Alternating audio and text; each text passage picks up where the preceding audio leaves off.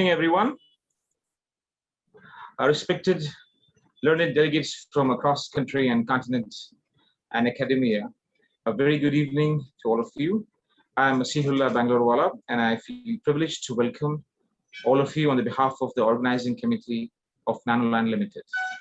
I thank you all for sparing your precious time and being part of this webinar organized by Nanoland Limited and co-organized by USSIC, LD College of Engineering, Gujarat Technological University, and Xavier Research Foundation. This webinar is sponsored by MQA, Weiss Mature, Reinzer Aqua, Rotary Club of Ahmedabad Elite, and IP support by HK India. Today, we have gathered to share knowledge and ideas with our peers from diverse scientific research fields on learning zero emissions for a brighter tomorrow, tips and tricks. Now, moving forward, I would like to brief about organizers and co-organizers and sponsors. Nanoland Limited. Nanoland Limited is an eminent research organization based in Ahmedabad. They are mainly focused on climate change, clean energy, and sustainable development. They have a pool of research associates with diverse backgrounds and affiliated with them who work day and night studying various parameters of Earth and its components. USSIC, US India Importers Council. It is a non-for-profit initiative started by the group of Indian SME, small and medium enterprises, importers responsible for imports of over $1 billion from the United States of America. It is only exclusive importers council in the world. USIIC acts as an intermediary organization to facilitate partnerships and trade between Indian and American businesses, thus acting as a catalyst in promoting economic growth between the United States and India.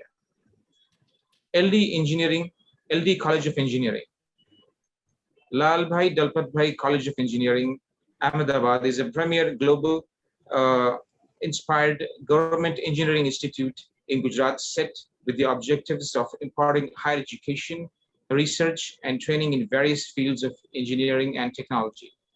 The institute is affiliated with Gujarat Technological University, Ahmedabad, and is administered by the Department of Technical Education, Government of Gujarat. LD College of Engineering was established on the 20th of June, 1948, as one of the first few engineering colleges in India. Xavier Research Foundation. Xavier Research Foundation, XRF, Trust runs Loyola Center for Research and Development, an autonomous institute which was established in the year 1987 in St. Xavier's College, Ahmedabad. Its goal is to do research in scientific and technological fields and humanities. The center not only employs scientific staff dedicated to research, but also provides infrastructural support and expertise to students working on the frontline research fields in environmental microbiology, plant biotechnology. The mission of the center is to target grassroots communities on fringe of our economy, and through innovation, entrepreneurship, training, and handholding, set up production units at medium, micro, and small levels. Gujarat Technological University. Gujarat Technological University is a premier academic institution that has driven new ways of thinking since 2007, that is founding.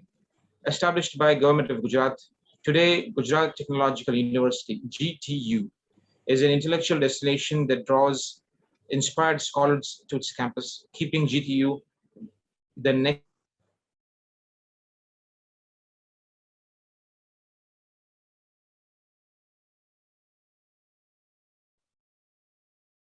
Gujarat through its 5 zones at Ahmedabad, Gandhinagar, Vallabh Vidyanagar, Rajkot, and Surat. The university has about 400,000 students enrolled in a large number of diploma, undergraduate, postgraduate programs, along with a robust doctoral program. Weiss Mature.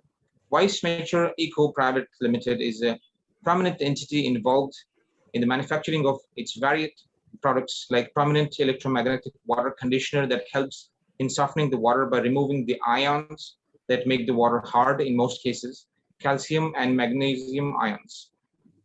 Weissmacher water conditioner comes with easy installation, consumes less power, and is easily customizable. Reinzer Aqua. Reinzer Aqua is one of its type, expert in cleaning solar panels automatically, easing human efforts, thus increasing the efficiency of solar panel by cleaning the dust and dirt with cost-effective technique. MQuA. MQuA is a product of Weissmacher. Rotary Club of India Elite. Rotary Club of Ahmedabad Elite is an active club of Rotary International Organization, having played an important role in various emerging issues and helps find a solution by serving the society. The club is actively working in various sectors, including environment, education, and women's healthcare development. This club has been serving it since 2010 with various prominent personalities from the city. We thank and extend our full support to the Rotary Club of Ahmedabad Elite for their noble cause. We thank our organizers and co-organizers for felicitating this event. Now, let us have the pleasure of listening to the opening remarks. May I request Dr. Rajesh Kumar Acharya, the Chief Scientific Advisor at Nanoland, to deliver the welcome address. Dr. Acharya is a leading patent attorney. He's a doctorate in science, specifically chemistry. He's engaged in a lot of research work on climate change. He has consistently guided his research association in speculation past what a normal individual could think. So now over to you, Dr. Acharya. Thank you, Vasila. Thank you very much for your introduction. Good evening to all of you from India. I'm telling you good evening from India because in India it is evening and we have the audience and speakers from all around the globe. So I would like to tell that it is good evening, good morning, and very precisely good time to all of you. First of all, I would like to welcome each one of you for joining this international webinar on very interesting topic, zero emission for brighter tomorrow. Tips and tricks for brighter tomorrow. I feel great, proud to say that this conference has been organized by Nanoland, a prominent research organization in the field of climate change, renewable energy, biodiversity, and sustainable development. These organizations facilitate such webinars to enlighten particularly young minds and promote the participation of the general and scientific audience at all levels. A very warm welcome to all the renowned speakers and delegates across the globe who took out their valuable time and joined us today to be a part of this international webinar. We are honored to have you all with us. This time, we have organized this international webinar to commemorate Zero Emission Day. 21st September is always considered to be a zero emission day.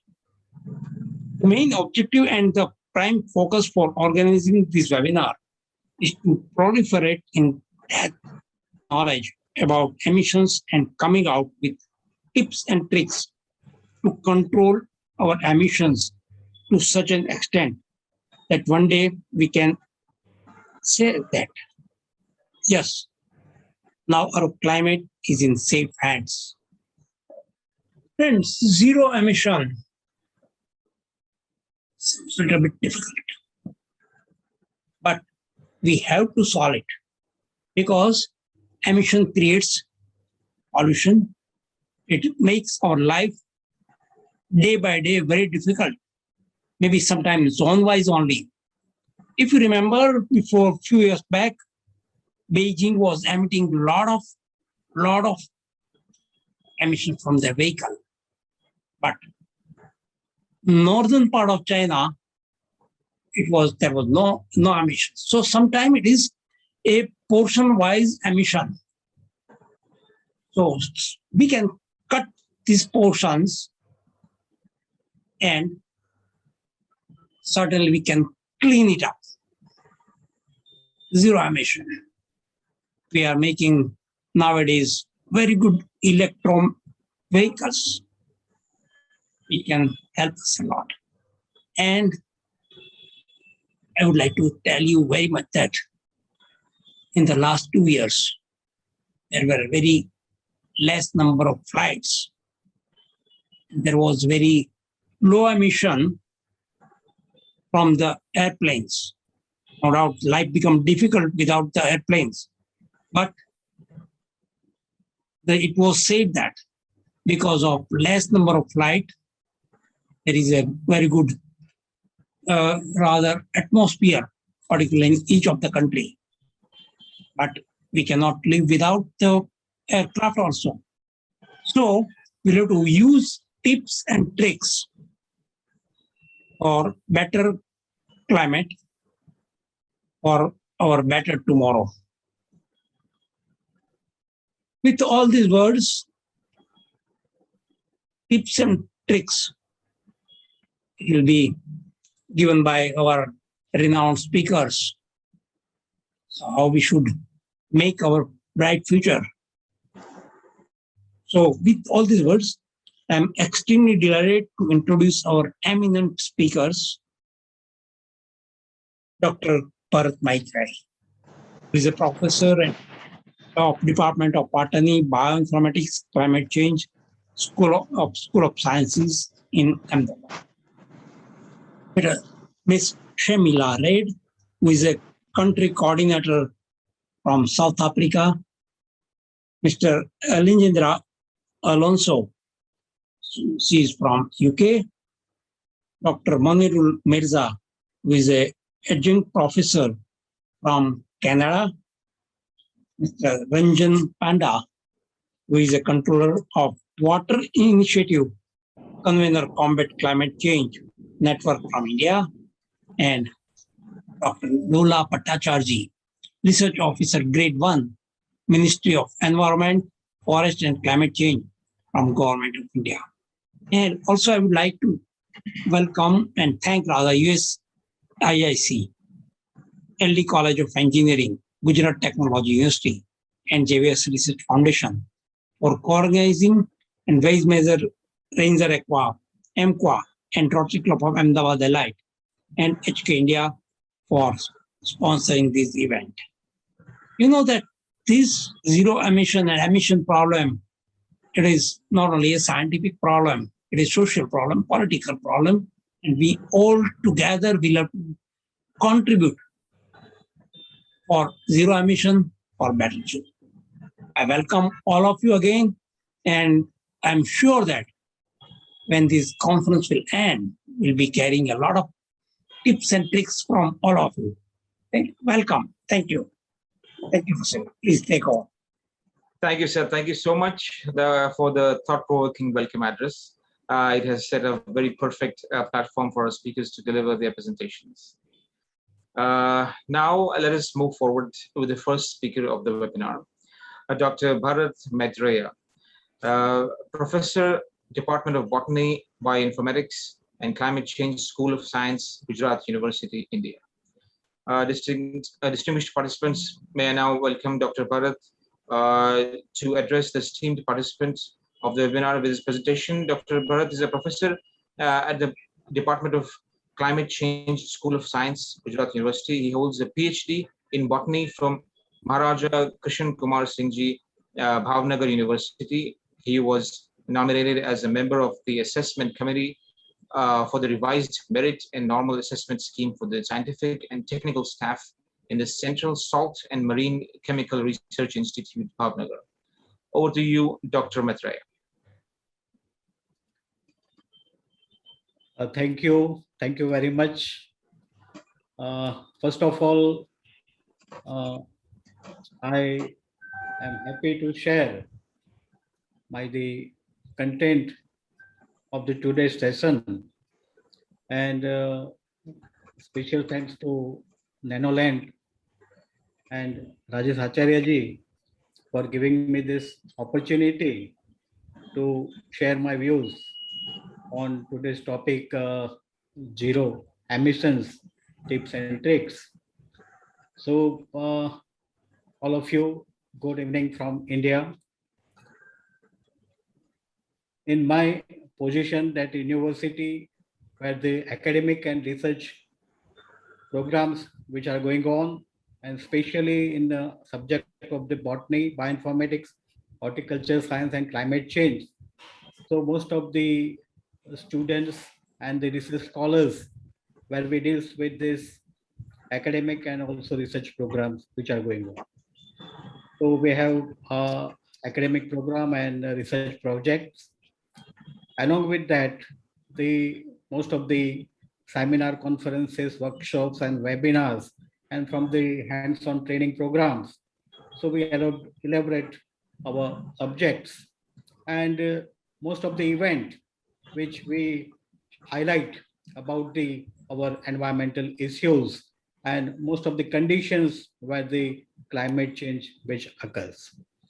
So in a year, so most of these events on these very typical days where the Nanoland which organize such webinars, and we are join it and share our views, because in academic and research purpose, most of the data and this collection part, or maybe some of the research activities, which gives some of the content regarding to this environmental action and this climate change. So first of all, that I'm sharing my presentations, and from that point of view that I join with you here. So some of the part where the zero emission, and in this today's content, where the what, why, and when, and what we have to do for its achievement. So regarding to this, our webinar topics, these are the content that I have to share with you. So in December 2020, 5 years after the Paris Agreement, the Secretary General of the United Nations wanted the commitment made by the countries in Paris. He has urged all other countries to declare climate emergencies until carbon neutrality is reached. And what is Paris Agreement? It is an agreement within the United Nations Framework Convention on Climate Change that deals with the greenhouse gas emissions, mitigations, adaptation, and financing starting in the year 2020. Its aim to keep the global temperature from rising beyond 2 degrees Celsius as compared to pre-industrial times. What is net zero and why it is important? Because generally when we are going for this zero emissions, so put simply, net zero means we are not adding new emissions to the atmosphere. So it is not for this in this individual way, but it's the collective effort that we have to make it in coming decades. Emission will continue, but will be balanced by absorbing an equivalent amount from the atmosphere. Practically every country has joined the Paris Agreement on climate change. This is why a growing number of countries are making commitment to achieve carbon neutrality or net zero emission within the next few decades. It's a big task requiring ambitious action starting right now. Net zero by 2050 is the goal. So the collective efforts towards in future, in coming decades, in 3 decades, the 2050 is our goal for that zero emission, net zero emission. but the countries also need to demonstrate how they will get there. So net zero refers to a state where a nation emissions are compensated by the absorption and removal of greenhouse gases from the atmosphere. It is even possible for the countries to be carbon negative. Carbon negative refers to a state where the absorption and removal of greenhouse gases from the atmosphere exceed the actual emissions. To reduce our emission of greenhouse gases, we need to know and will to coming which activities contribute most to emissions. Is it transport, agriculture, electricity, or land use? What are our opportunities to reduce emission from different sectors? The major greenhouse gases to identify which are the largest contributors. Mostly the different sectors like this energy, where this electricity, heat, and transport, where the more than 70%, 73.2%, direct industrial processes, where the 5.2%, which there are the 3.2%, and agriculture, forestry, and land use, there are 18.7%.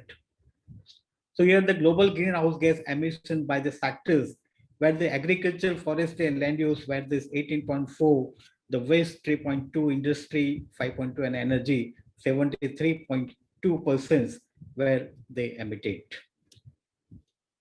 The greenhouse gases emission by the sectors, where the different part, where the concern with this electricity part, or heat portions, or transport, or the manufacturers and constructions, agricultures, mostly the land use, between all these portions were here in this graphical portions.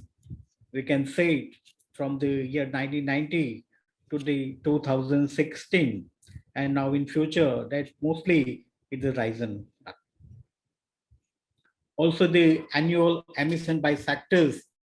So from this electricity, or maybe heat, transport, manufacturers, or constructions, and others, where the in each and every part where the carbon dioxide emissions which are increasing. Here the zero emissions refers to an engine or motor process or other energy sources that emits no waste product that pollute the environment or disrupt the climate. Here the sum of the point where this, what does it mean to reach net zero emissions? When does the world need to reach net zero emissions? What needs to happen to achieve net zero emissions? Is the world on the track to reach net zero emissions? How many countries have net zero targets? Why and how should countries align their 2030 emissions reduction target with a net zero emission goal? Does the Paris Agreement commit countries to achieving net zero emissions? And are net zero target a form of greenwashing? So these are the questions in each and every, those who are having a knowledge or little bit worried about this, the environmental or climate conditions. So these are the things where this, all this, our intellectuals or scientists or government authorities which are concerned. To avoid the world's climate impacts, global greenhouse gases will need to drop half by 2030. With net zero around mid-century in 2050, recognizing this urgency, a rapidly growing number of national government, local government, and business leaders are making commitment to reach net zero emission within their jurisdictions or businesses.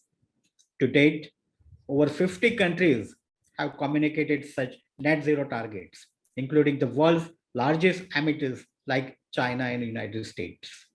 On top of that, hundreds more regions, cities, and businesses have set targets of their own. The UN high-level climate champions Race to Zero campaign also calls on regions, cities, businesses, investors, and civil society to submit plan to reach net zero emission by 2050 in advance of the United Nations climate negotiation COP 26 in Glasgow in November 2021. Where this concern with this emitted gases, greenhouse gases, and which occurs and main the gases which are causes of the global warming and others, where the some of these gases which we are having knowledge about it, but these emissions of these gases like the methane. So from this agricultural fossil fuel production and this waste management, these are the primary sources of the methane emissions. Where we have said that the livestock like this ruminant animals like cattle, goats, and sheep produce methane through a process called anaerobic fermentations. Also, the rice cultivation, which produces methane by this waterlogged paddy fields, provide an ideal environment for microbes to produce methane. Also, some biomass burning, which are combustion of the large-scale burning of woodlands, savanna, and this agriculture wastage. The waste material, also the decomposition of organic waste, which are produces methane. The fossil fuel productions, methane can be released during oil and gas extractions, which category often termed the fugitive emissions. Methane is a very short-lived greenhouse gases. The average lifetime of methane is in the atmosphere is around 12 years. This means that reduction in methane emission quickly result in reduction in the methane concentration in the atmosphere. The another gas where the nitrous oxide, where it is come from, this like this agricultural portions where we are applied the nitrogen fertilizers to soils. Then there's the microbes which near all the soils which produces nitrous oxide. Nitrous oxide is not produced when synthetic nitrogen fertilizer is applied. The same process occurs when we use organic fertilizers such as animal manure. Nitrogen oxide is a much stronger greenhouse gas than carbon dioxide in terms of its warming potential. The average lifetime of nitrogen oxide in atmosphere is around 121 years. This is typically shorter than carbon dioxide, but longer than methane.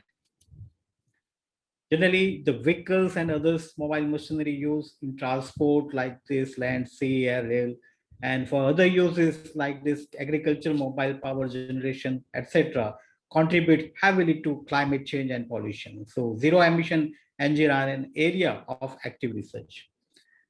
These technologies almost in all cases include an electric motor powered by an energy sources compact enough to be installed in the vehicle. The sources include hydrogen fuel cells, batteries, supercapacitors, and flywheels energy storage devices. In some cases, such as compressed air engines, the engine may be mechanical rather than the electrical. This mechanical engine is then powered by a passive energy source like compressed air or a combustible, non-polluting gas like hydrogen.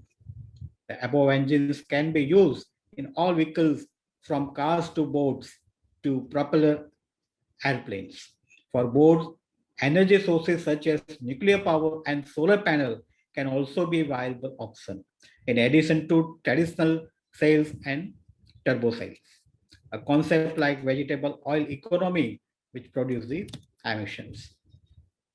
Some of these greenhouse gases and mostly the emission of the carbon dioxide, where we are looking for that, and we are mostly the emitted carbon dioxide, where the mitigation of this carbon dioxide and mostly that removal of the carbon dioxide like this carbon footprint or carbon sequestrations, and most of the target area where the carbon dioxide emissions.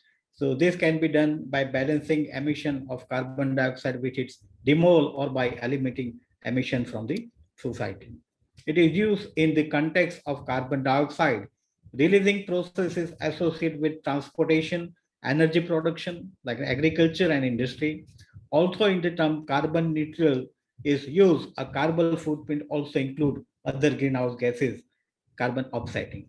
Balancing carbon dioxide emission with carbon offset, the process of reducing or avoiding greenhouse gas emissions or removing carbon dioxide from the atmosphere to make up for emissions elsewhere.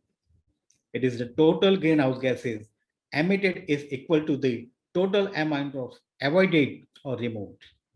Then the two effects cancel which each other out of the net emissions are neutral. Reducing carbon emission can be done by moving towards energy sources and industry process that produce less greenhouse gases, thereby transitioning to a low carbon economy. Shifting towards the use of renewable energy such as hydro, wind, geothermal, and solar power, as well as nuclear power reduce greenhouse gas emissions. Carbon projects and emission trading are often used to reduce carbon emissions, and carbon dioxide can even sometimes be prevented from entering the atmosphere entirely. One way to implement carbon neutral products is by making these products cheaper and more cost effective than carbon positive fuels. Various companies have pledged to become carbon neutral or negative by 2050. Most of the actions which regarding to this in starting to work towards climate neutrality, businesses and local administrations can make use of an environmental or sustainability management system. Where the reduction, the one of the strongest argument for the reduction greenhouse gas emission is that it will be often save money. Example of possible actions to reduce greenhouse gas emissions are limiting energy use and emission from the transportation, like by walking, or you can use the bicycles and this used by the public transport, avoiding flying, using low energy vehicles, as well as from building equipment, animal and processes. Obtain electricity and other form of energy from low carbon energy sources. Wind power, nuclear power, hydropower, solar power, and geothermal are the energy sources with the lowest life cycle emissions, which include deployment and operation. Where these evaluations and repeating, this phase include evaluation of the result and compilation of a list of suggestive improvements with result documented and reported, so that experience gain of what does and does not work is shared with those who can put it to good use. Science and technology move on, regulations become tighter, the standard people demands go up, so the second cycle will go further than the first, and the process will continue. Each successive phase building on and improving on what went before. Being carbon neutral is increasingly seen as good corporate or state social responsibility, and growing list of corporations and state are announcing dates for when they intend to become fully neutral. Most of the direct and indirect emissions that we have, mostly the all pollution manufacture companies own vehicles, reimbursed travels, livestock, and any other sources directly controlled. Indirectly emissions where we are going the purchase of this product. For instance, the direct emission of the airlines are the jet fuels that is burned, while the indirect emission include manufacturers and disposal of airplanes. Like the power company has the direct emission of greenhouse gases, while the office that purchase it consider it an indirect emission. Carbon is used as both a source of electricity and a feedstock in energy intensive industries, making decarbonization impossible. If carbon dioxide emissions and sources are to be captured and stopped from the entering the atmosphere, an alternate chemical solution must be formulated that achieve the desired output while not releasing carbon dioxide. Energy which are used in industry is 24.2%, where the iron and steel, then chemical and petrochemicals, then food and tobacco, then non-ferrous metals, the paper and pulps, that like the machinery, and the others industry, which were having this kind of this energy use. In this transport, 16.2, where the road transport, aviation, shipping, rail, pipeline, and this others. The energy use in building, where the residential building or commercial building, or maybe some kind of this fugitive emission from the oil and gas, where this fugitive emissions from the coals, which having these GHGs. Energy used in agriculture and fishing, also the direct industrial process where the cement industries, which have the carbon dioxide, is produced as a byproduct of a chemical conversion process used in the production of clinker, a component of cement. In this reaction, limestone is converted to lime and produces CO2 as a byproduct. Chemical and petrochemicals, where the wastewaters, landfills, in this agriculture, forestry and land use, where the grassland or cropland or deforestations, where the means of this reforestation is counted as negative emissions and deforestation as positive emissions. Like this crop burning, rice cultivation, agricultural soils, livestock and manure. Generally, in this term of this national or international, this convention or maybe some kind of agreement, where the nations authorities where we are having try to will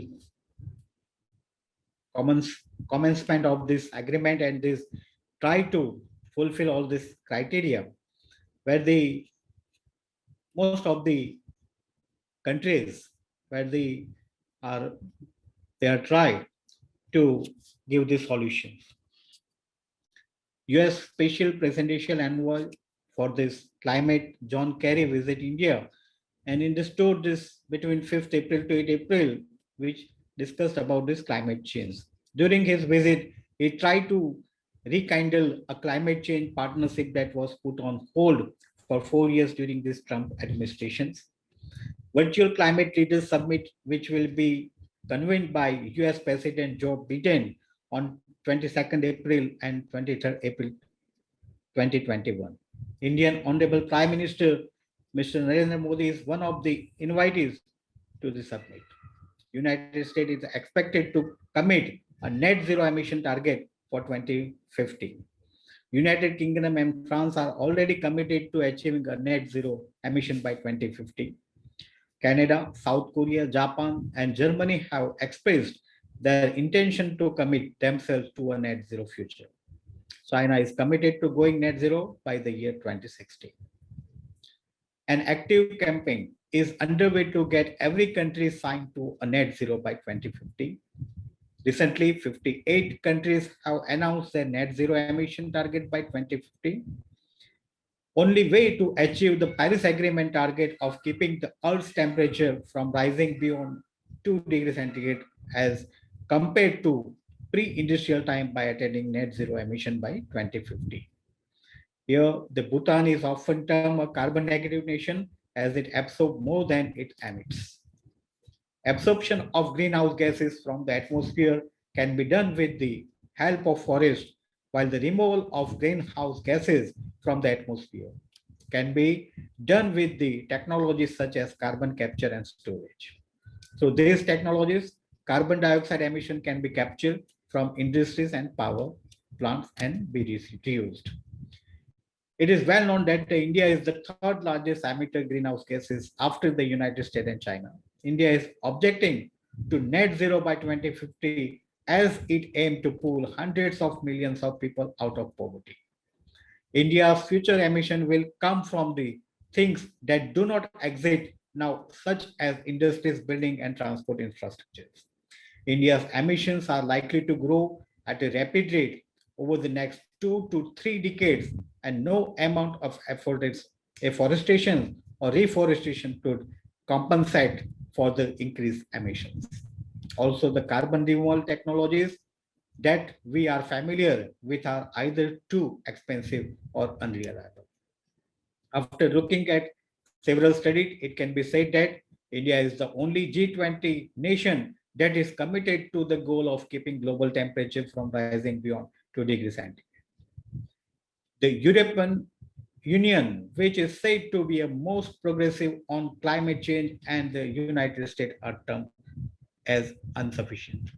This India has been insisting that the developed nation must take more ambitious steps now to compensate for the unfulfilled commitments that were earlier made.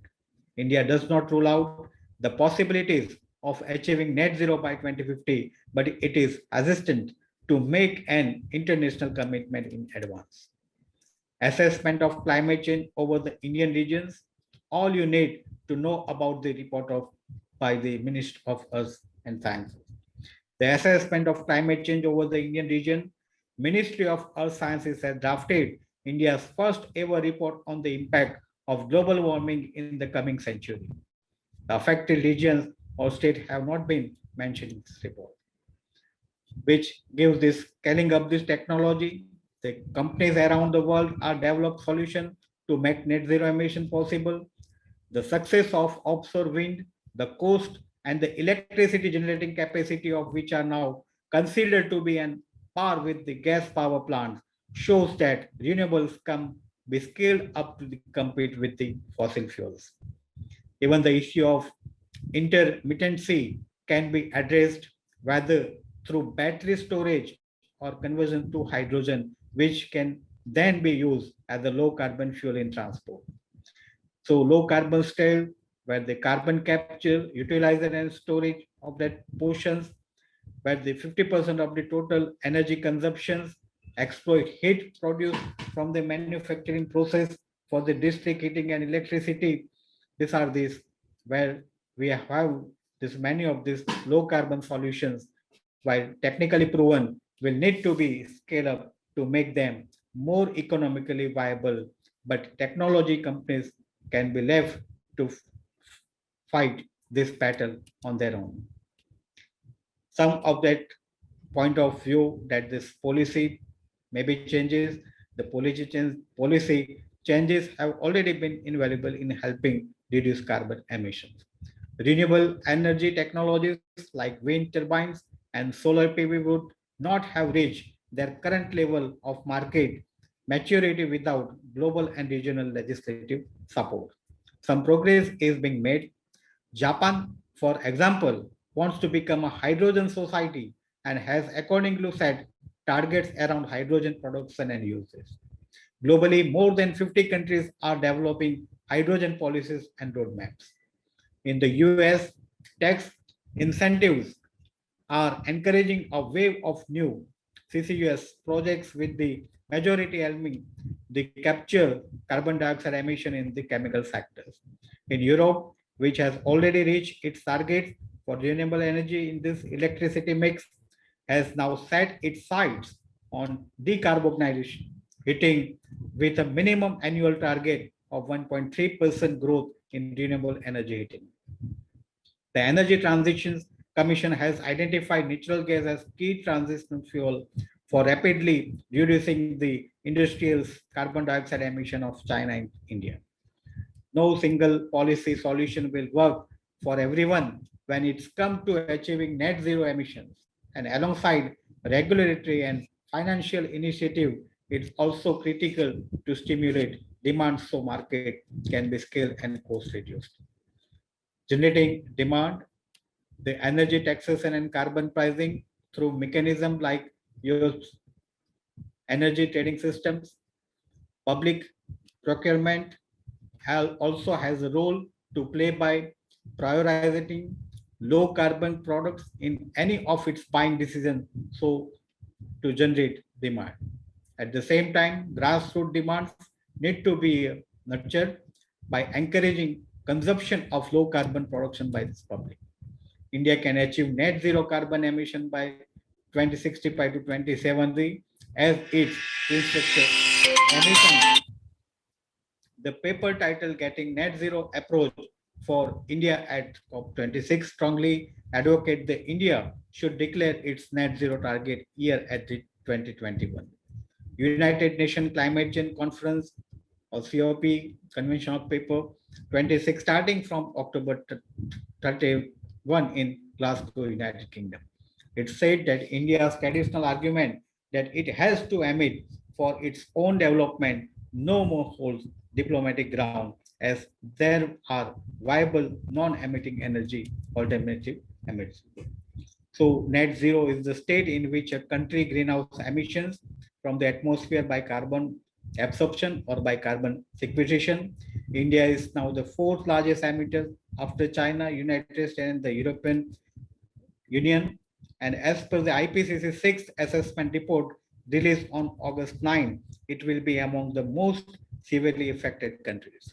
India has committed to reducing the emission intensity for its gross domestic product by 33 to 35% by 2030 and having 175 gigawatt renewable energy capacity by 2030 under the Paris Agreement of 2016.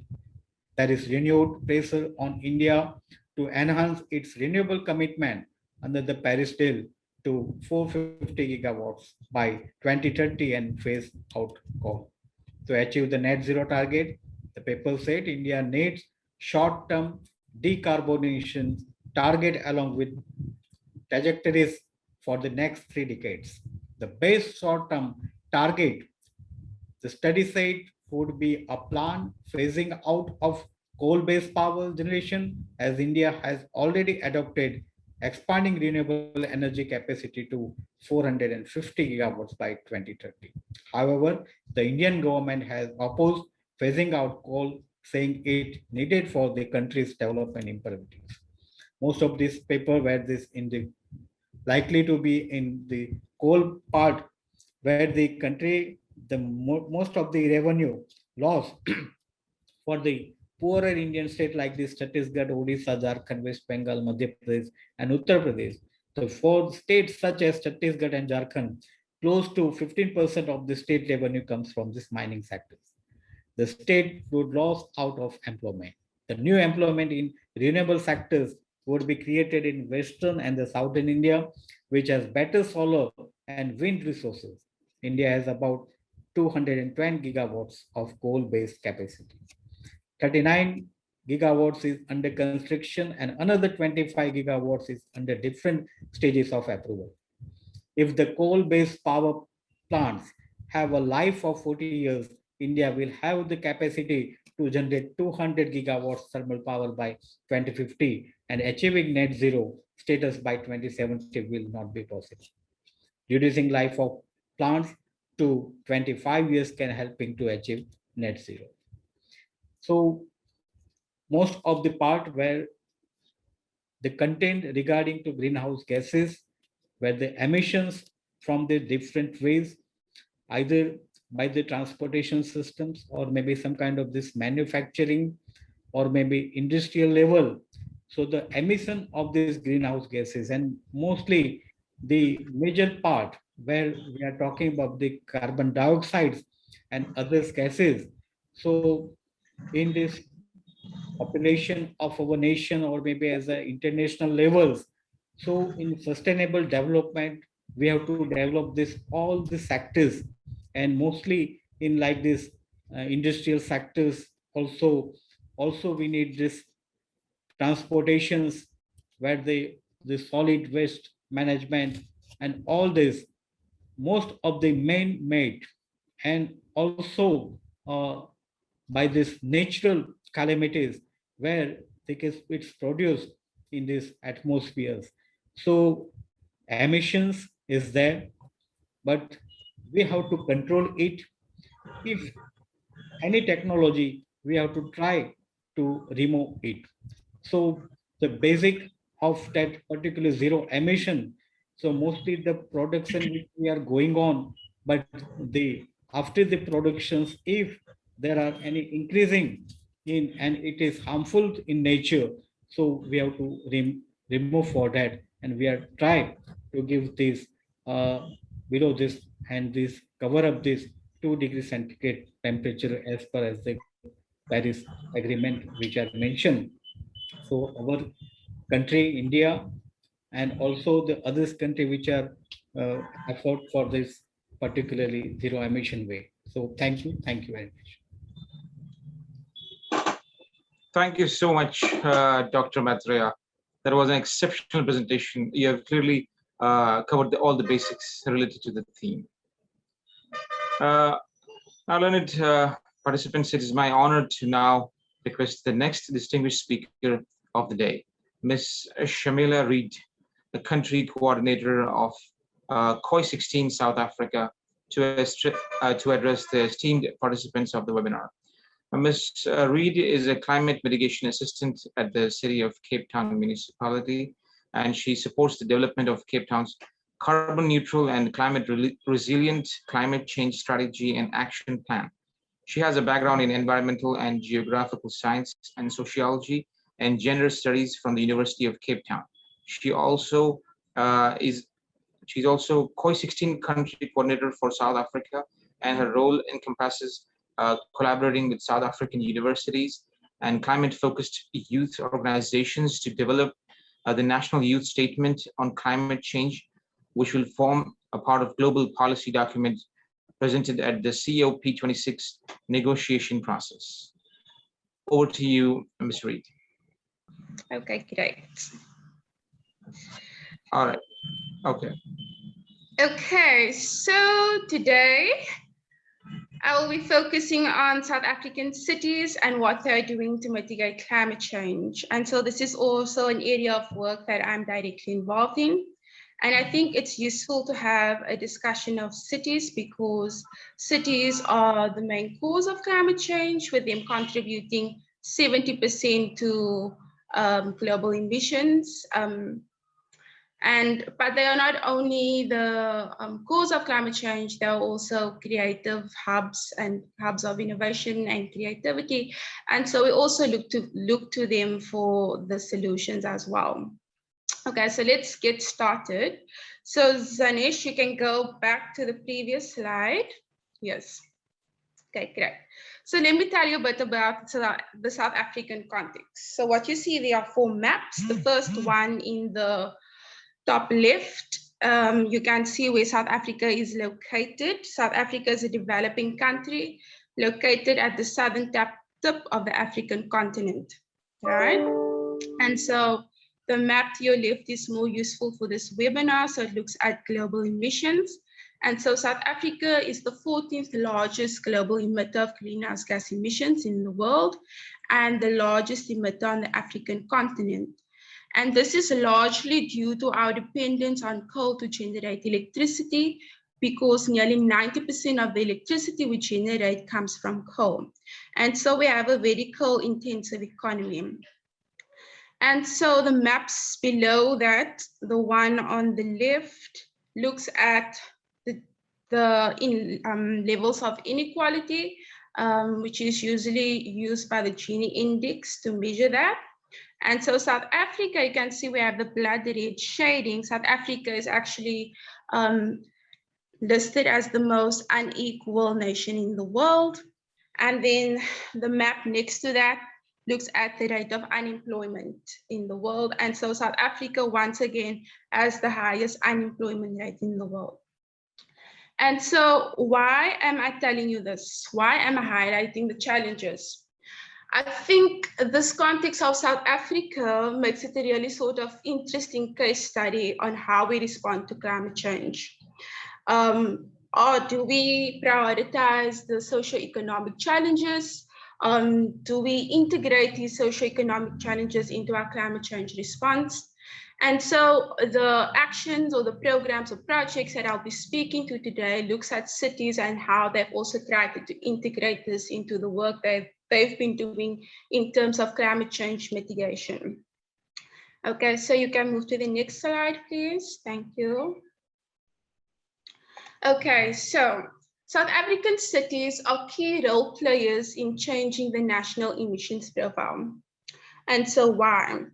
The 4 large metros, that is Tshwane, Cape Town, Durban, and Johannesburg, contribute 16% to national emissions and 19% to electricity consumption and 50% to road transport emissions.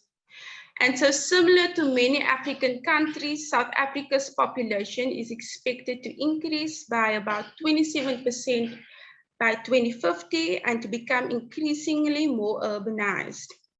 but South African cities have acknowledged that they are key players in the climate change response and have therefore developed climate change action plans that is aligned with the ambitious objectives of the Paris Agreement and commits to become climate resilient and carbon neutral by 2050. And so these cities are currently implementing actions that puts them on that net zero carbon trajectory. So you can move to the next slide, please. Please stop me if you feel that I'm going a bit too quickly through this.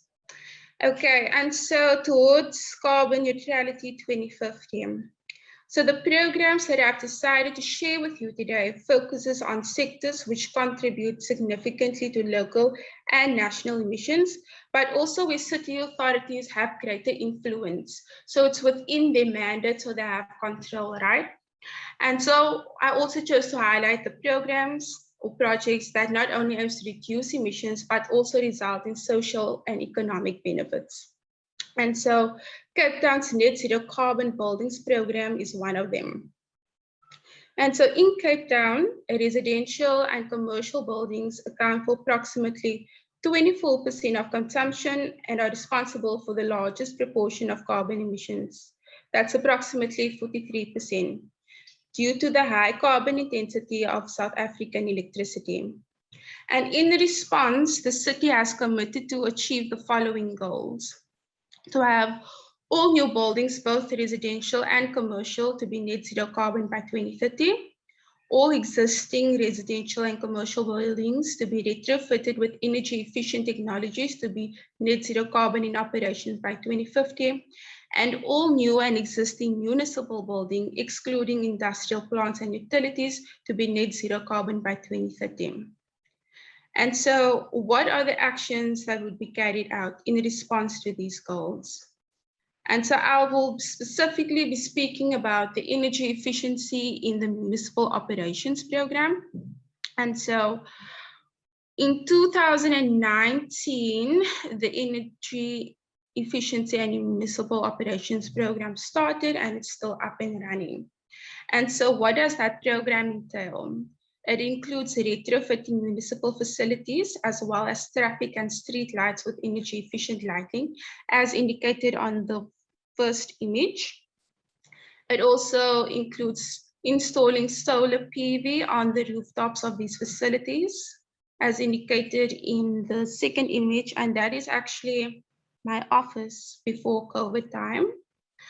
And then the smart facility is a data management system that is used to monitor and measure building performance and consumption.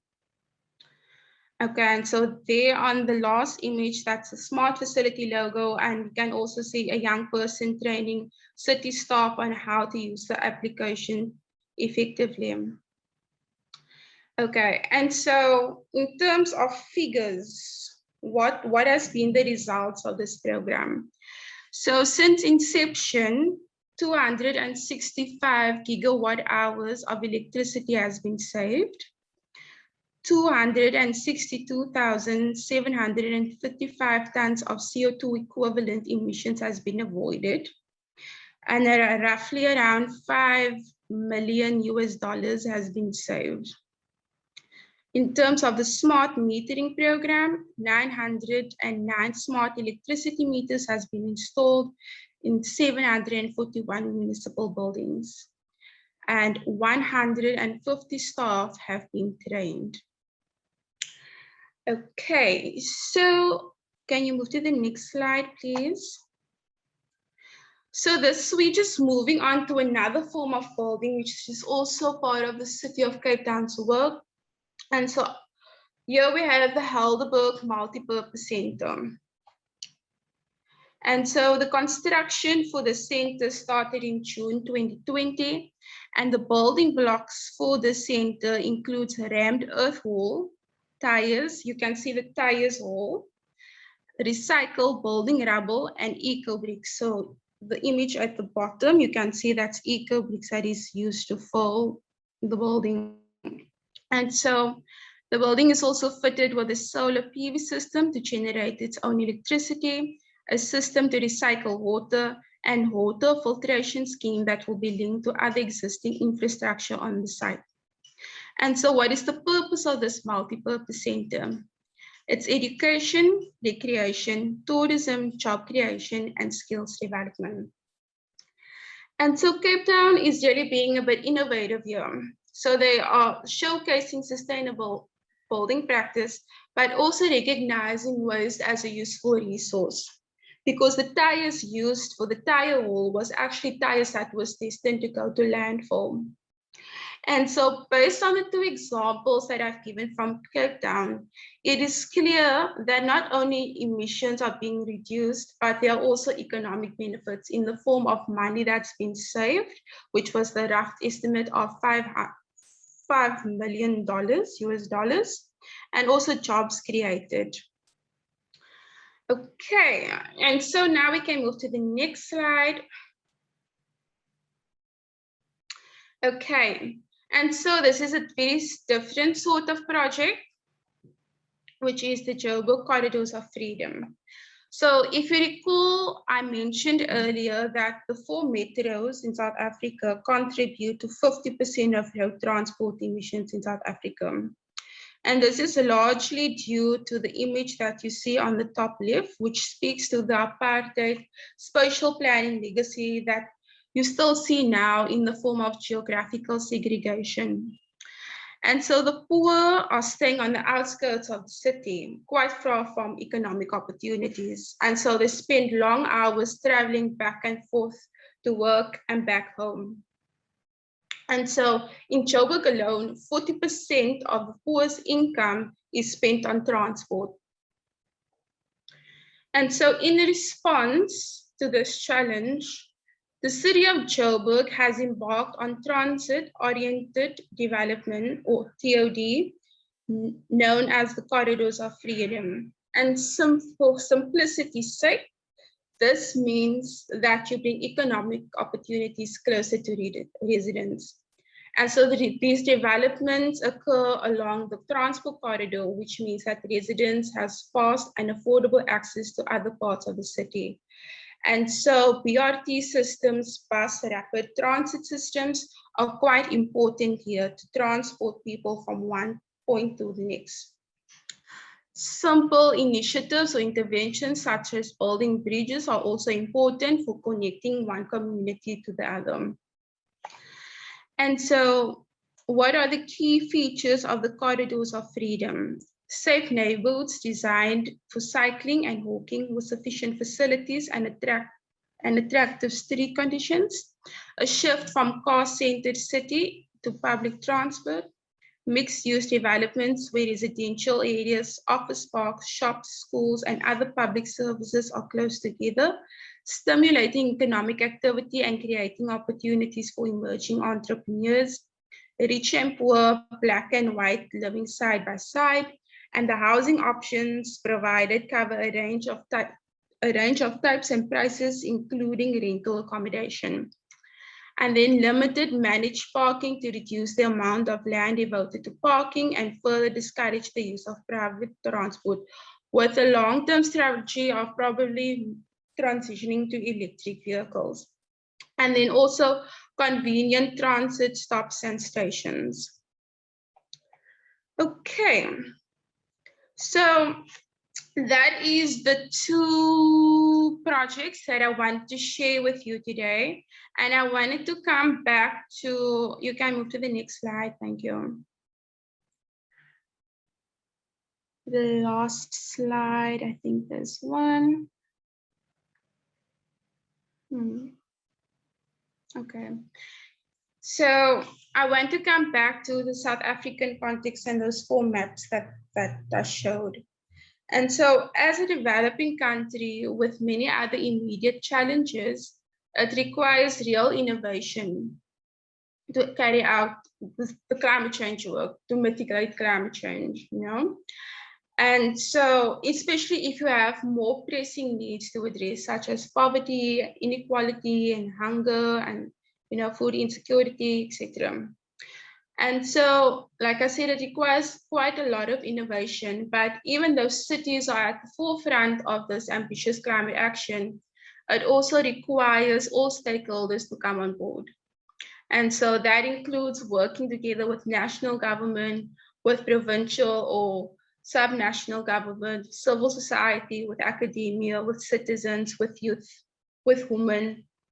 And so, yeah, that's my message at the end of this session. And I hope that was useful to understand what cities in South Africa are currently doing. There's a lot of other things taking place, but these are the two that I wanted to highlight because of its intersections with the social and economic as well. So thank you, and thank you for your time, and yeah. Thank you so much, Ms. Reid. That was a very insightful and informative presentation. And distinguished participants, let us have the pleasure to listen to the third speaker of the day, Ms. Alejandra Alonso, Sustainability Professional, Greenstone, London, UK, to address our esteemed participants of the international webinar. Ms. Alonso is a sustainability professional with outstanding academic background and 6+ years of experience successfully managing and delivering social and environmental impact projects, business development for global tech firms, ESG consulting, marketing and communications for corporate responsibility in fast-paced dynamic environments. Over to you, Ms. Alonso. Thank you very much. I'm very happy to be here, and thank you everyone for joining and listening. I'm gonna share my screen and let me know if you can see that. Yes, we can see it. Perfect. So yes, today I'm gonna talk about the importance of data in achieving net zero and science-based targets. So we heard a little bit today about the Paris Agreement and net zero and science-based targets. So I'm just gonna complement to introduce you a bit more to these initiatives and tell you about the differences, the requirements for tracking and reporting to science-based targets and net zero targets, and the key challenges of data management in relation to these targets, and how to start monitoring and reporting your progress effectively. So to start, the science-based targets and net zero targets, what are the main differences and what are they? So the science-based targets were introduced after the Paris Agreement from a partnership between the Carbon Disclosure Project, the United Nations Global Compact, the World Wildlife Fund, and the World Resources Institute. So it's a new method for businesses and any type of organization to start setting their reduction targets to reduce their greenhouse and carbon emissions. They are backed by scientific knowledge, and there are two models that you can follow aligned with different scenarios for warming 1.5 or 2 degrees. The companies are invited to test these different scenarios and set their targets based on these models. There are a few different methodologies available to do them. And right now there is more than 1,500 companies that have committed to these targets, and 754 companies have these targets verified. So what are the key steps to commit and start setting your science-based targets? The first step is to send a letter to intend to set the science-based targets to the organization. Then you start developing and work on which target you are going to accomplish. you need to present this to the Science Based Targets Initiative for official validation. After you get this approved, you announce it to the organization internally and externally. So, for example, if you are a governmental organization, you announce this to citizens or other organizations that refer to you for different projects, clients, etc. So it's very important to communicate these targets both internally and externally. And finally, you need to disclose. So once you start progressing and reducing your emissions, you need to do these reports and see how you have been making better your operations and if you're actually reducing this to see if you can reach your goals. Now to talk a little bit about the net zero targets. They aim to achieve reductions in carbon and non-carbon emissions and implementing as well measures for removing carbon for the atmosphere. So the goal of net zero targets is to neutralize the impact of emissions. So some of these emissions are obviously unavoidable, and there is no way to make zero emissions sometimes from your activities. So net zero targets also allows you to complement your strategy with carbon offsetting. There are two conditions implied. So it has to be aligned with the 1.5 degree goal, and you have to remove carbon with the offsetting strategies I just mentioned. So the science-based targets, it's for you to reduce, but net zero goes beyond so that you will become carbon neutral. Net zero targets are for all the sectors. For example, the UK government recently set net zero targets by 2050 for the country. And 1/5 of the world's largest corporations have set net zero targets. The foundations for science-based net zero targets is aligned to the corporate sector. So the official criteria and the methodology for net zero targets is being studied by the SBTIs. So it is aligned, but it is different. So they are complementary. They're not exclusive. So if your organization wants to set net zero targets, it would be very recommended that you complement and or do your strategy on science-based targets. So they're both based on IPCC's scientific knowledge. They're both embedded in the Paris Agreement and aligned to 1.5 or 2 degrees targets.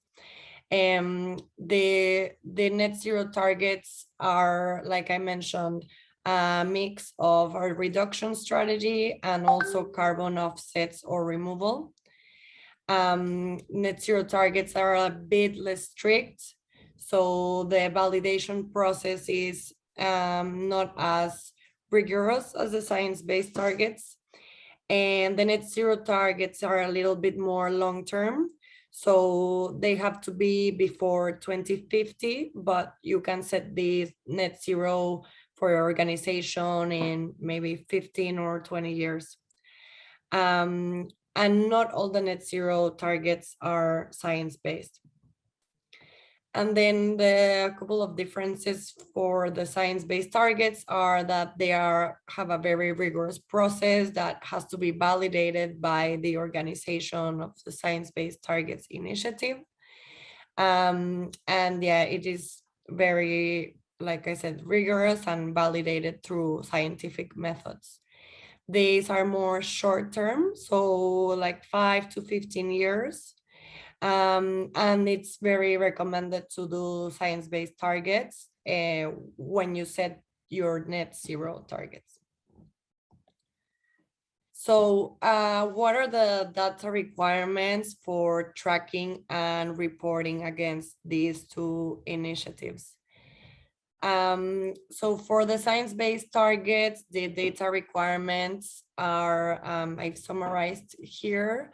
So in terms of scopes, these must be covered by scope 1, 2, and for companies with scope 3 emissions, covering more than 40%, they have to include that as well. So scope 1 and 2 are easier to track and measure because they are related to an organization's activities and their impact that they have and their emissions with the activities they perform directly.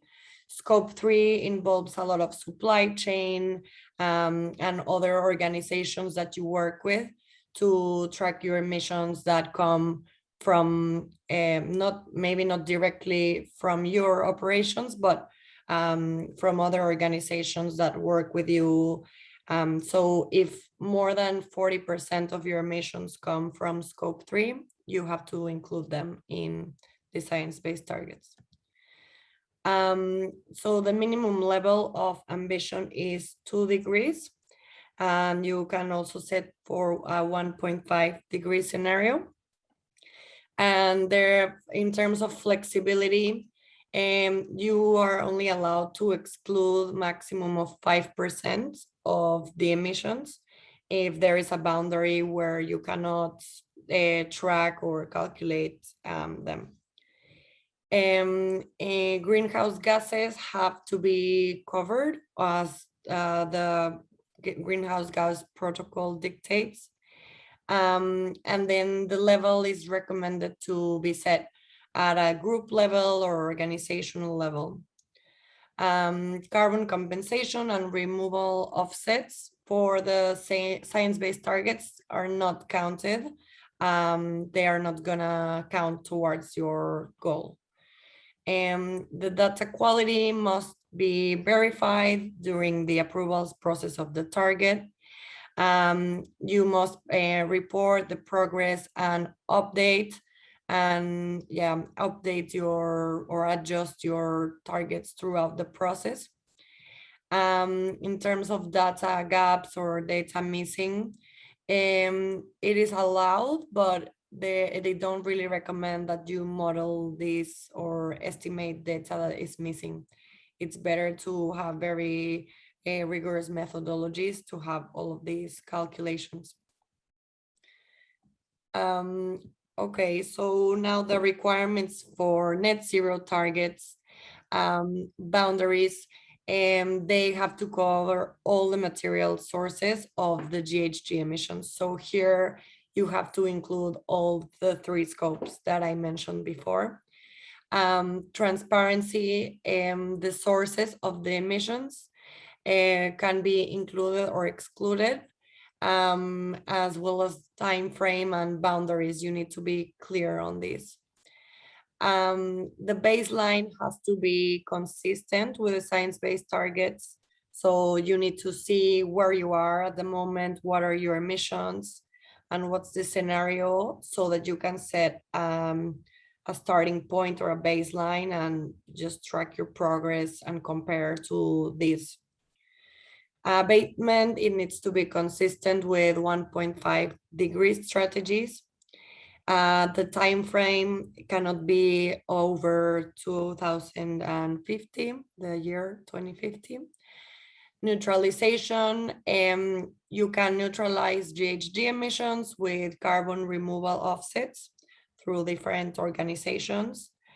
Mitigation hierarchy, you need to prioritize reduction over compensation. So first you need to reduce all of your emissions, and once you reach a point where it's not possible to be completely neutral, but you've done everything you can, then you can start using compensation or offsets. Environmental and social safeguards, this is to ensure there is compliance. Robustness of net zero targets really ensure that long-term effects and address leakages and double counting. So you need to be sure and thorough that there is no data missing or counting double. Data gaps, it is allowed because sometimes it's very difficult to have all 100% of data. It's not recommended to estimate or model it, but if you don't have the data available, obviously it's better than excluding it. So the key challenges of data management in relation to targets. So to accomplish all of this, you need to get a lot of information from different sources. So depending on the level of complexity of the organization, there are a lot of challenges that you can have. So some of the challenges are data accuracy. As I said, sometimes it's very difficult to calculate, so you can maybe model some data or estimate it, but it is definitely a challenge to have everything accurate, especially for scope 3 emissions. As I mentioned, it involves other organizations and activities beyond your operations, so it can be a challenge to get this accurately. Another challenge are the boundaries of the targets. So there comes a point where you cannot, there are some things that you cannot calculate or cannot oversee, and there will be boundaries of how you can, how easy or difficult it will be to achieve these targets. Another challenge is a baseline setting. So as I said, before setting the target, before trying to accomplish the targets, you need to know where you stand, how your organization's operations are, and setting this baseline is a key step. Otherwise, you cannot have targets of reduction when you don't know how much you need to reduce or how many emissions you are emitting at the moment. And then another challenge is application of the data. So once you get all of the data from your operations and consumption information like waste, electricity, gas, etc., it is a challenge where you are going to apply this and how you are going to make all of the calculations.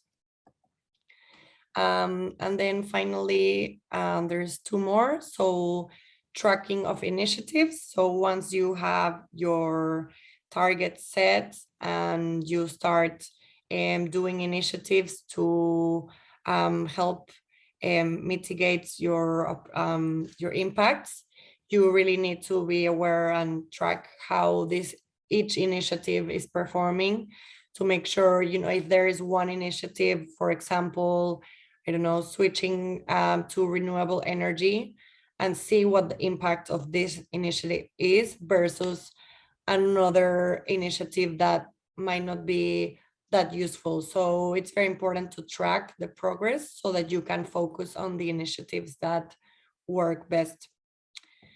And finally, yes, tracking the offsets. So as I mentioned before, it's best to, as a hierarchy, first reduce the emissions in your operations, and second, to offset from different activities.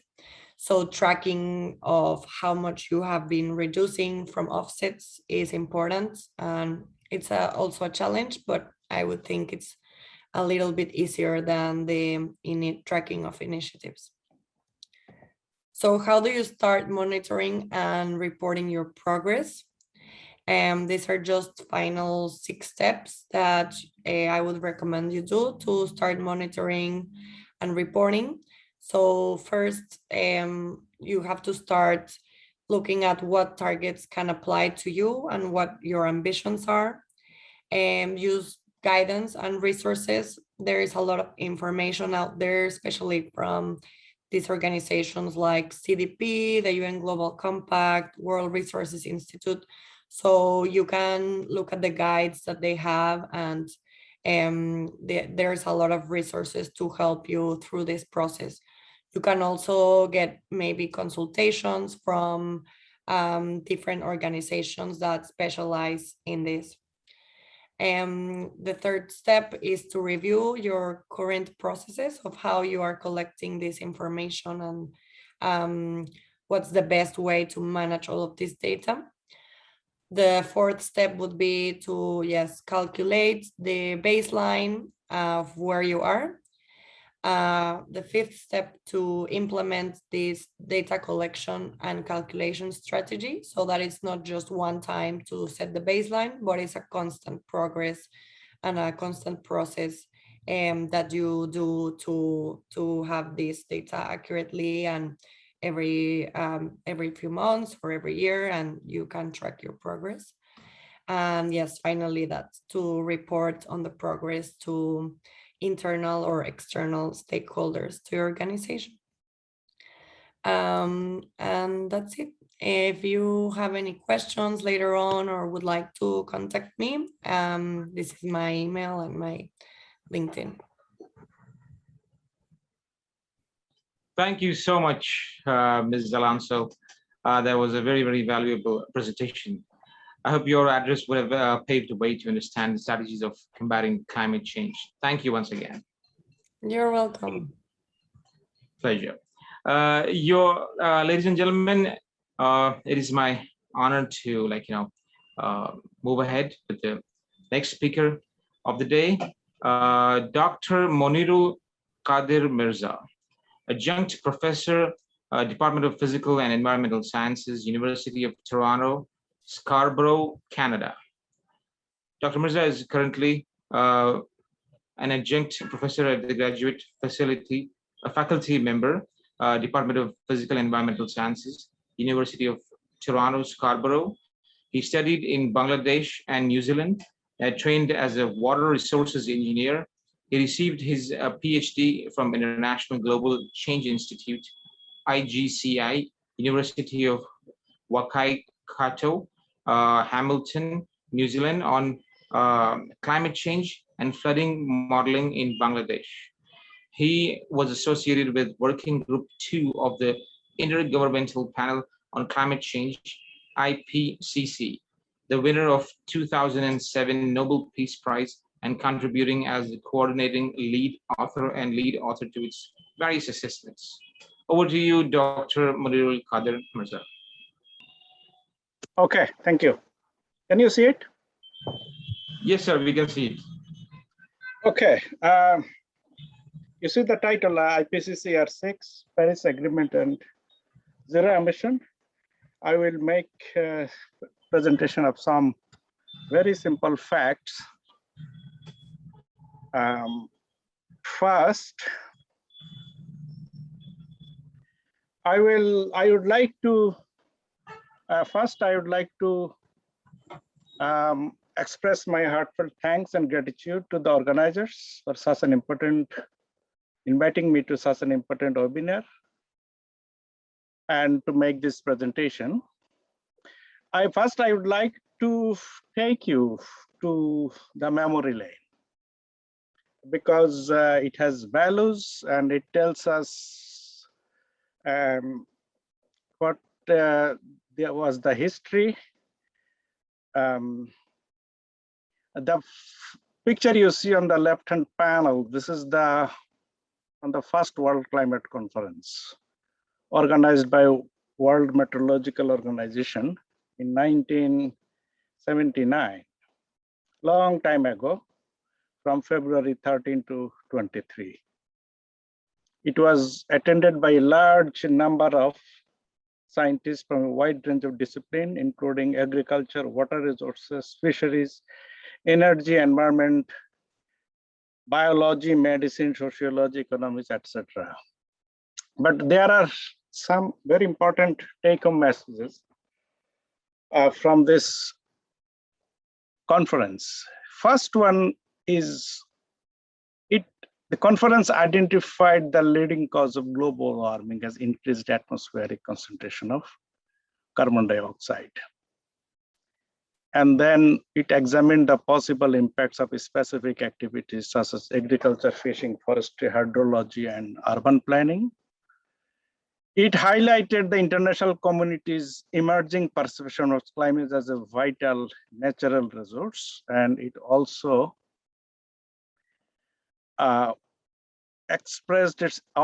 emphasized greatly to take care of this natural resource. It urged the governments to foresee and prevent potential man-made changes in climate that might be adverse to the well-being of humanity. That is 40 years ago. That was the appeal to the world governments.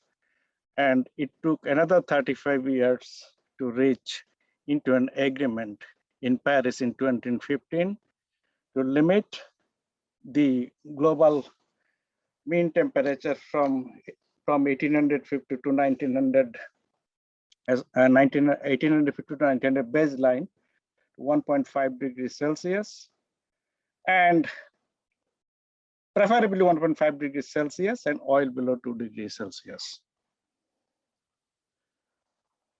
And then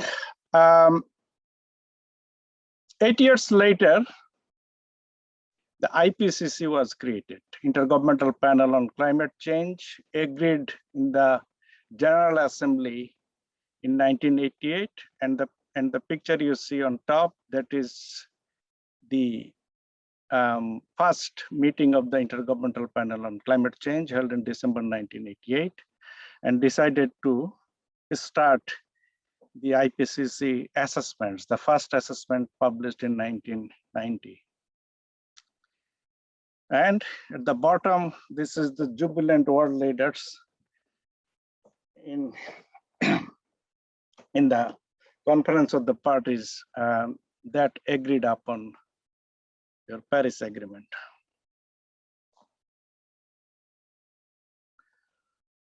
Mean concentration of atmosphere 1959 to 2000. You see here that is steadily, it has been rising.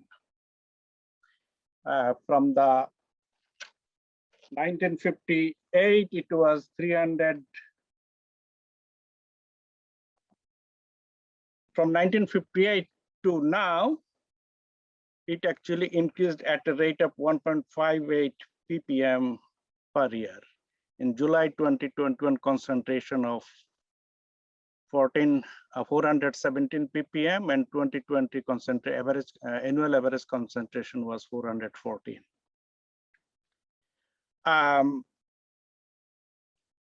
For the COVID, we have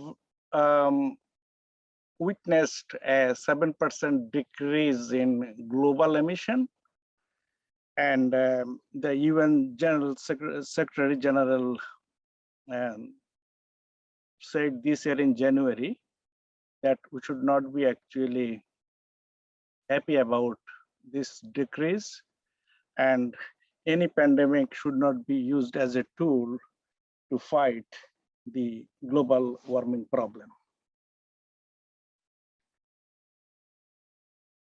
Global average temperature since 1850 to 2020. On the right-hand panel, we can see the global temperature anomaly, and this is 2020, and it was 1.27 degrees Celsius from the 1850 to 1900 baseline, and it is not much far actually from 1.5 degrees Celsius, what is being targeted in the Paris Agreement.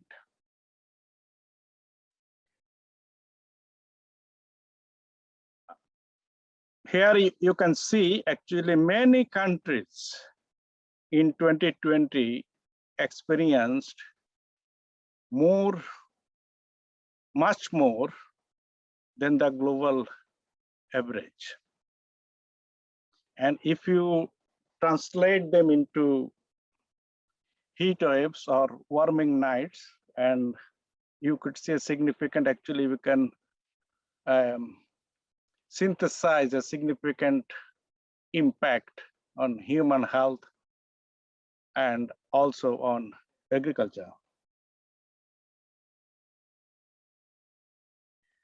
How close we are we to 1.5 degrees Celsius? This figure taken from IPCC's 1.5 degrees Celsius special report.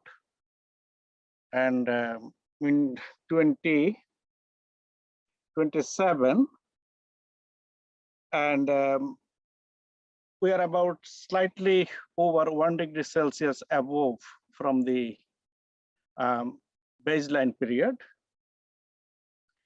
And the rate IPCC calculated that it would take up to another 20 years to reach the 1.5 degrees Celsius target. And unless we take measures to significantly reduce the emissions, greenhouse gas emissions and its buildup in the atmosphere.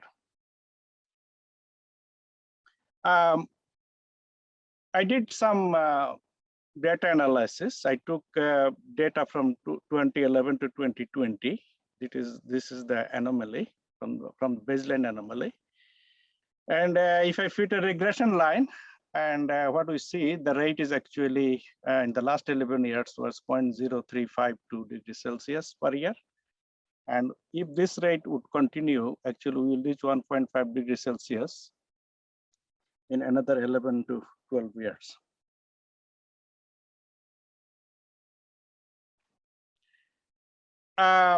Many of you have, this is the left-hand panel, this IPCC sixth assessment report summary for the policymakers. And many of you have seen the movie, A Few Good Men, this 1992 movie. And Jack Nicholson was when he appeared in the court, this is his angry face, where he admitted that he gave code red to the Navy personnel. So what is code red in Army? Code red refers to any form of off-the-book punishment carried out in military bases.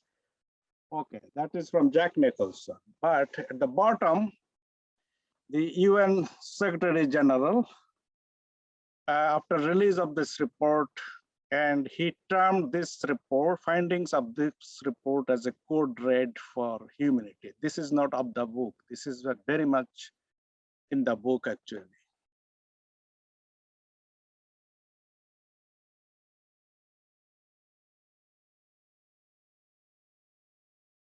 Sixth assessment report, and regarding the two hot extremes, what they did, they divided the world into many hexagons.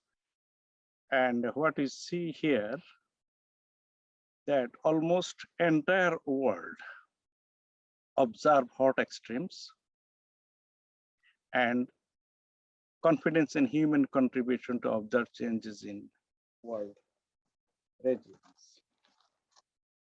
In South Asia, hot extremes and heat waves is a very significant problem for South Asia and for other regions of the world too. Between 2011 and 2015, 6,411 persons died in heat waves. And this figure is a 65% increase from 2001 to 2005. Too much water, heavy precipitation. The heavy precipitation from this figure you can see in most of the regions in Asia and in Europe. And IPCC's sixth assessment report projected more heavy precipitation and resulting floods in many regions in the world, including South Asia. So in South Asia, what we see is extreme precipitation and flooding. This is floods does not miss the visit in any year. And also urban flooding is getting actually worse. Mumbai Karachi, Dhaka, Kathmandu, Hyderabad, Delhi, and all these large cities, they annually experience heavy precipitation and floods. Mumbai experienced 944 millimeter rain in July 2005 over a period of 24 hours. And Dhaka actually experienced 333 millimeter rain over 24 hours in July 2009. Last week or week before also, Delhi experienced significant heavy precipitation and urban flooding. So for all these emission scenarios, like for say SSP 1.9, is it has to be actually the cumulative should be below 3,000. And we actually don't have much space left for limiting 1.5 degree Celsius. For 1.5 degree target, an estimated range of 230 to 440 billion from 22 onwards, we have the budget. And this is equivalent to between 6 and 11 years of global emissions. And 230 to 440 billion ton range. If we decrease it linearly from 2019 levels to net zero, we're expecting that by 2030 to 2042. But where our plan stands now? A recent publication from this is 2021, published in Nature Communications, and the title is country-based rate of emissions reduction should increase by 80% beyond nationally determined contributions to meet the 2 degree Celsius target.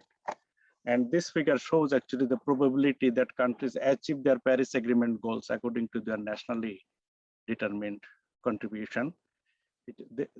Most of the countries actually are significantly will fall behind their target. And now we can see how much actually these countries would require to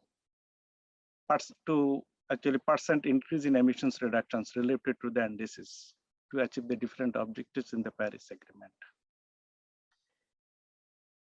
And what they have submitted to the United Nations Framework Convention Secretariat, and average has to be increased by 80% from the target already submitted. And that means the probabilistic model found meeting the INDC target 2% for the US and 16% for China, and probability of staying below 2 degrees Celsius is only 5%. If all countries act together at the same rate until 2030, the probability rises to 26%. If USA alone does not meet the INDC target, probability declines to 18%. And 80% increased reduction is required for the Paris Agreement target. In summary, I would say, we know actually how to do it. The science is there. Science of climate change is much stronger than before. And what the scientist said in 1979, the science has been refined we know actually the numbers now. And we also know what to do. Science is there. Only requirement is we have to act together to save our planet from collapse. Thank you. It's the end of the slide, I guess. Yes, this is the end of the slide. Yeah. Okay, fine, perfect. Thank you so much, Dr. Monirul. It was a very fantastic presentation, and we really appreciate you sharing your deep knowledge about the topic, climate change, with us. Your session was really full of enthusiasm and very valuable knowledge. Thank you once again, sir. Distinguished participants, may I now request Mr. Ranjan Panda to address our esteemed participants of the webinar. Mr. Ranjan Kishore Panda, popularly known as the Waterman of Odisha, is a sociologist by education and has about 3 decades of experience with facilitating several initiatives, starting from grassroots to a national as well as South Asia levels, to promote water, environmental conservation, and climate change advocacy. He convenes 2 active networks, Water Initiatives, WI, and Combat Climate Change Network in India. He's a well-known expert in water, sanitation, disasters, and climate change issues, and also is a senior freelance journalist. He also leads hashtag Youth for Water campaign and the Chhattisgarh Wash Academy. In fact, he can claim to be among the first persons in India who flagged off climate change issues in the country way back in early 90s. Over to you, Mr. Ranjan Panda, sir. Mr. Masihullah, and thanks Nanoland and other partners for giving me an opportunity to talk today. You know, you have, being the last speaker, you always have some advantage, some disadvantages. So anyway, and then after the previous presentation, I think a lot of the issue has actually been dealt with in very crisp manner. My presentation would be something that I have been working on, and I am focused a bit on. You know, I had given the topic. I'm not presenting anything. I'm giving a talk, and I'll be focusing on actually 2 things. 1, the cities, and 2, the wetlands, and the combination of that. So, looking into your objective of dealing with, talking about net zero emissions. See, I think Professor Mirza said it very rightly, the kind of extreme precipitation events that we are actually experiencing. What happened on the 2nd September of this year, when the New York governor actually declared an emergency for sort of an extreme rainfall after the cyclone Ida, and what followed, everybody knows. More than 50 people died. Similarly, what has happened in Delhi this time is historic rainfall and flooding. So that something has happened in Odisha, where I am based. Just the day before, a kid died while trying to cross a road because he could not distinguish between the drain and the road for the flooding. So something that our cities are actually experiencing now. So and something the whole world is experiencing. But why I am actually talking about cities? Because currently they determine the fate of the earth. They are very close to the policymakers. That is where the intellectuals stay. That is where decisions are taken, and that is where the fate of the earth where we have already reached code red, as has been said, is actually being decided. Almost 55% of the global population now lives in cities, and that is growing. The world is urbanizing very fast. Ironically, by the time we are targeting our climate goals as well as the sustainable development goals, this decade is called the decade of action, and urbanization is going to be much faster, much more in developing countries like India. So something that is happening. So cities are actually a culprit of climate change, because almost 70% of the global carbon emissions actually are generated by cities in different ways. And they also consume 2/3 of world's energy. So it means the energy that is now produced, a lot of that, of course, the transition is happening super fast, but a lot of that is still by fossil fuels. And that's the reason cities are a climate culprit. But as we can see, as I gave examples, and everybody knows, what is happening in Delhi, what is happening in Mumbai, what is happening in New York, what is happening in Louisiana, everywhere in the world. You see, they're also suffering a great bit, and within them, actually, two things are suffering more.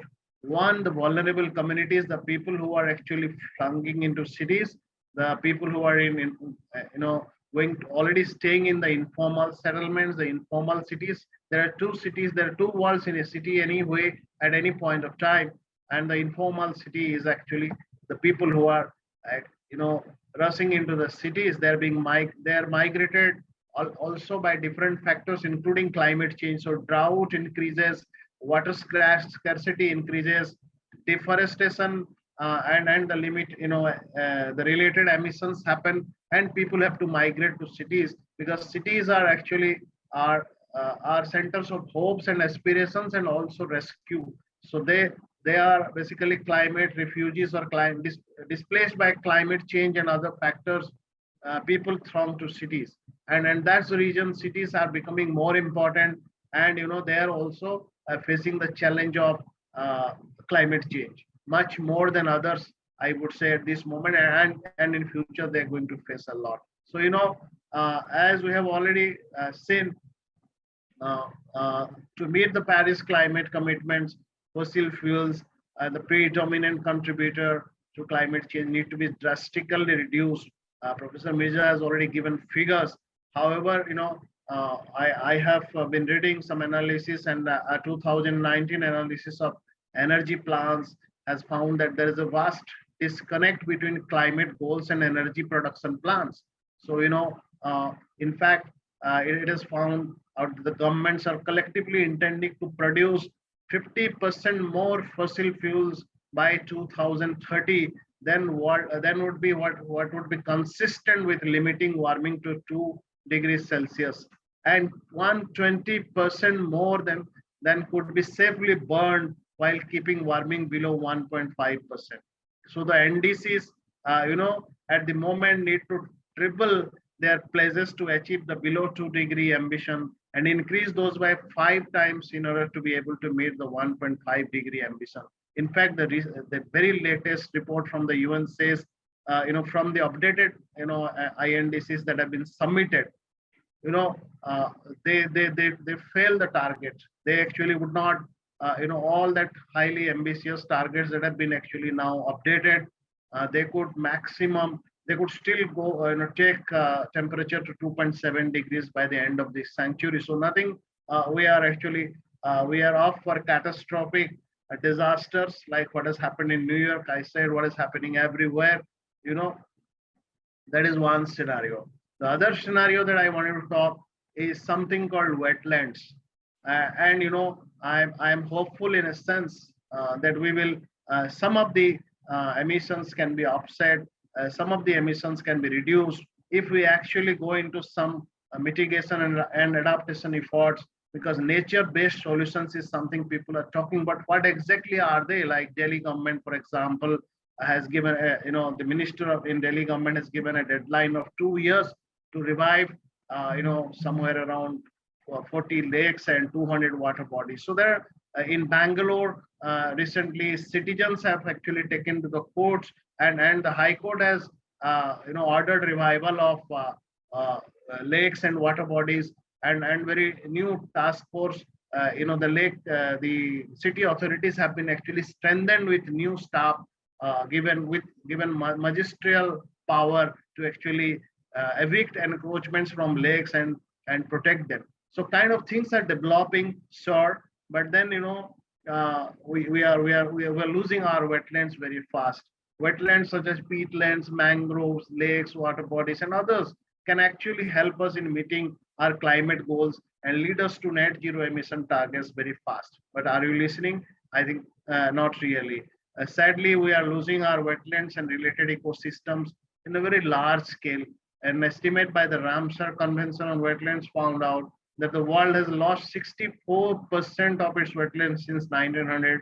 Just between 1970 and now, the world has lost 35% of its wetlands. Urbanization, as I said, is among the major causes. Just in a span of 3 decades, it is estimated nearly 1/3 of natural wetlands in our country have lost their battle of survival to human greed. The loss has been rapid in urban areas. Pollution, of course, is another major factor. So how are wetlands actually linked to our meeting the net zero targets, or even forget for a moment the net zero, the climate targets? You know, wetlands, for example, are a very specific type of wetland that play a particularly pivotal role in mitigating climate change. So wetlands play both mitigation and adaptation roles that we need to understand. Although they make up only 3% of the planet's land surface, they absorb twice as much CO2 as the world's forest put together. So that's peatland. You know, the more you destroy them, more carbon stored in, inside the land, inside the soil, actually will go into the atmosphere to pollute, to create more emissions. Yet, despite their relevance for the global climate, wetlands are being destroyed faster than any other ecosystem. I gave you some statistics. So just in India, an estimate by the government of India points at degraded health of our wetlands. 1 in every 4 wetlands studied under this ecosystem health assessment was actually found out to be of low ecosystem health and faced very high level of threat. In fact, healthy and intact wetlands are vital ecosystems, not only to help us in our climate adaptation or mitigation, but also they provide a lot of other ecosystem services to the people, to the other species. They preserve biodiverse natural habitats and help us in both mitigation and adaptation, and besides helping communities in the neighborhood with many services including food and nutrition security. So that is something what wetlands are. So if the destruction of wetlands continues at this rapid rate, we will lose our fight against poverty, food insecurity, unemployment, health, and above all climate change. And mind you, some of the greatest impacts of climate change are also these same. So it's like a trap that we are in. If we actually lose our wetlands, we make people more poor. We actually make our programs, development programs, less sustainable or almost not sustainable at all. So that's a catch. That's a trap. Wetlands are vital not only in hosting the local biodiversity, but also in providing livelihoods and mitigating climate change. It is estimated that the ecosystem services provided by natural wetlands make up 43.5% of the monetary value of all natural biomes. More valuable are the critical functions they play in actually building our defense against disasters and poverty of the communities who regularly face these disasters. You see what happened when sea rises, when disasters come. Mangroves actually protect a lot of communities. So what happens in Delhi or Chennai or Bhubaneswar or Mumbai, the more wetlands you have lost, the more rapid this, the more impactful these flash floods actually become. Water cannot go anywhere. Grey infrastructure, obstructs that, and neither you can recharge your groundwater, nor you can do anything with that water. So basically, you end up damaging your own infrastructure again. Your human resources are the people in the city are at high risk. So kind of wetlands. If your cities have still wetlands intact, I think they will be better off fighting climate change. So let me now talk about something that is related to wetlands, methane.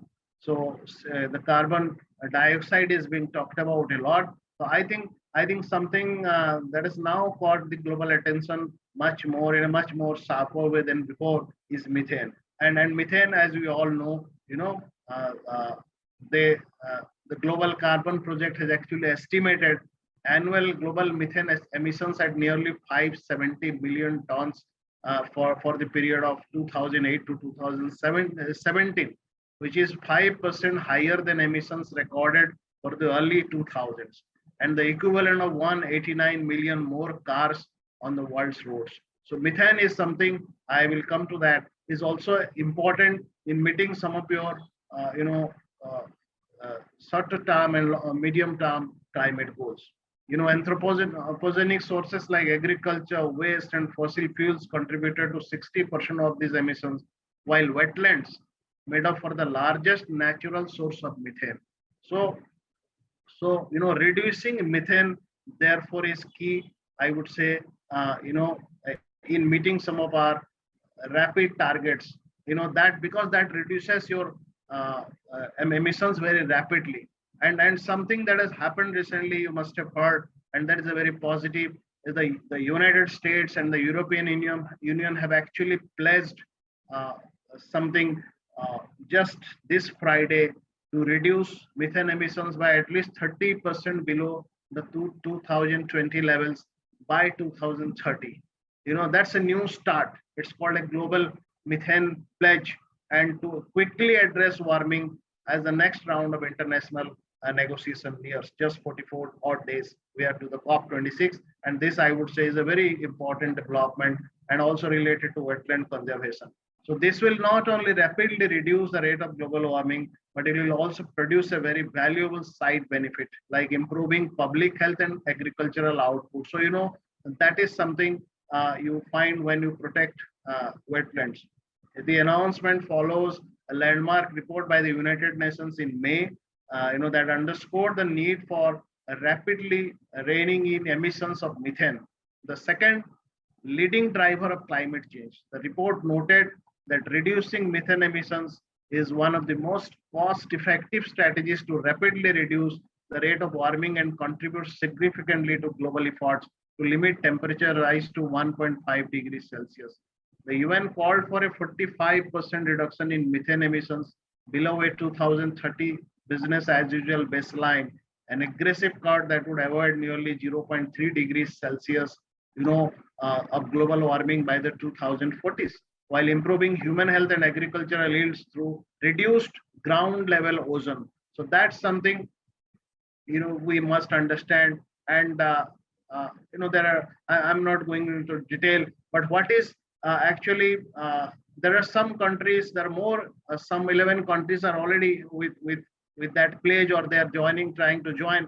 But I would say, getting large methane emitting countries like India, or oil and gas producing countries like in the Middle East and former Soviet Union, or even China, the largest methane emitter, to sign on this pledge actually will hold a key to meeting some of our climate goals, the Paris climate goals. So that is something I think we should now discuss about.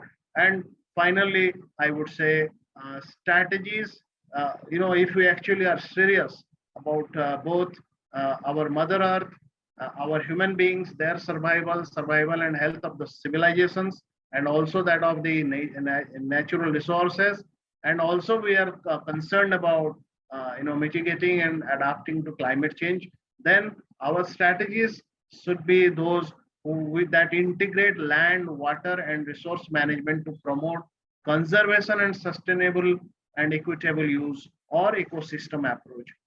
That can deliver at least a third of the cost-effective CO2 equivalent emission mitigation needed through 2030 to meet the Paris goals. In fact, the IPCC outlines conservation of high carbon ecosystems such as wetlands, including peatlands and mangroves, as mitigation response options with have high impacts. The time we actually discussed that, we put that in our INDCs. In fact, I had written a letter to the government of India this time, from our network, that they should actually include wetland conservation within they are updated and upscaled INDC. I hope our government is very proactive in that sense, talking about natural resource conservation. So I hope they will listen. So the wise, some of the key messages are, the wise use of restoration and restoration of wetlands is essential, to protect stored carbon and reduce avoidable carbon emissions. So we should go for that. Prioritizing wetland protection and restoration can actually enhance climate adaptation and resilience. As I said, wetlands play a vital role in retaining water on the landscape, maintaining local climate and water cycles, and reducing temperature extremes. So that is another, benefit of wetlands. Protecting and restoring wetlands to increase climate mitigation and resilience delivers many co-benefits. So there are many co-benefits I told you, including human well-being, provision of food, energy, clean water, nutrition security, so kind of all that. Then protecting and restoring wetlands for climate mitigation and adaptation reflects key tenet of Ramsar strategic plan and represents progress towards meeting not only the Paris Agreement, but also the SDGs and some of the other, targets like the new post 2020, biodiversity targets and all. So I think I have this much to say for today, and thank you so much. Thank you so much, Mr. Ranjan Panda. That was a very, very an informative and a helpful speech that you shared. There's something I'd like to tell you that you would not be the last speaker. We still have one more speaker left. So I guess you get to enjoy one more presentation. Now, ladies and gentlemen, I would like to call upon Dr. Dola Bhattacharjee, our seventh and the last speaker of this international webinar. Dr. Bhattacharjee is the research officer of grade 1 at Ministry of Environment, Forest and Climate Change. She has worked in the fields of biological oceanography, coastal ecology, environmental impact assessment for 16 years. She has made 16 peer-reviewed publications with 116 plus citations in high-impact journals and over 30 technical reports.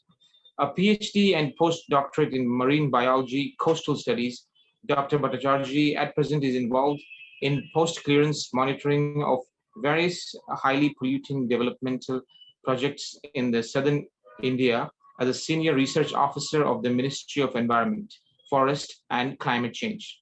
In addition, Dr. Bhattacharjee has been involved in various public awareness programs towards conservation of nature. Over to you, Dr. Bhattacharjee.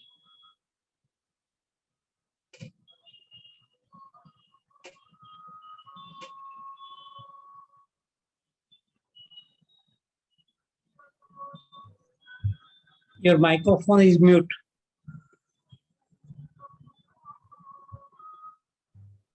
Dr. Bhattacharjee, can you turn the microphone on? Am I audible to you? Am I audible now? Yes, we can hear you now. Yes, ma'am. Thank you, Rajeshji, Dr. Rajeshji. Thank you so much for giving me this opportunity. So I would like to share my screen.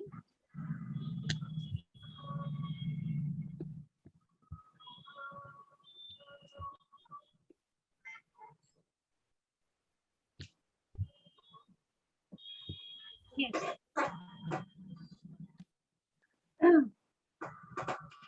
So coming directly to my presentation. In the current scenario, a country's economic development is directly related to its emission status. So having said that, I wish to project India's stand in the current scenario of ease of doing business. So India is at 63rd position. It has overwhelmingly improved in various parameters to pull it from 119th position in 2008 to 63rd position at present. Now, India is also the second largest steel producer and the second largest consumer of power.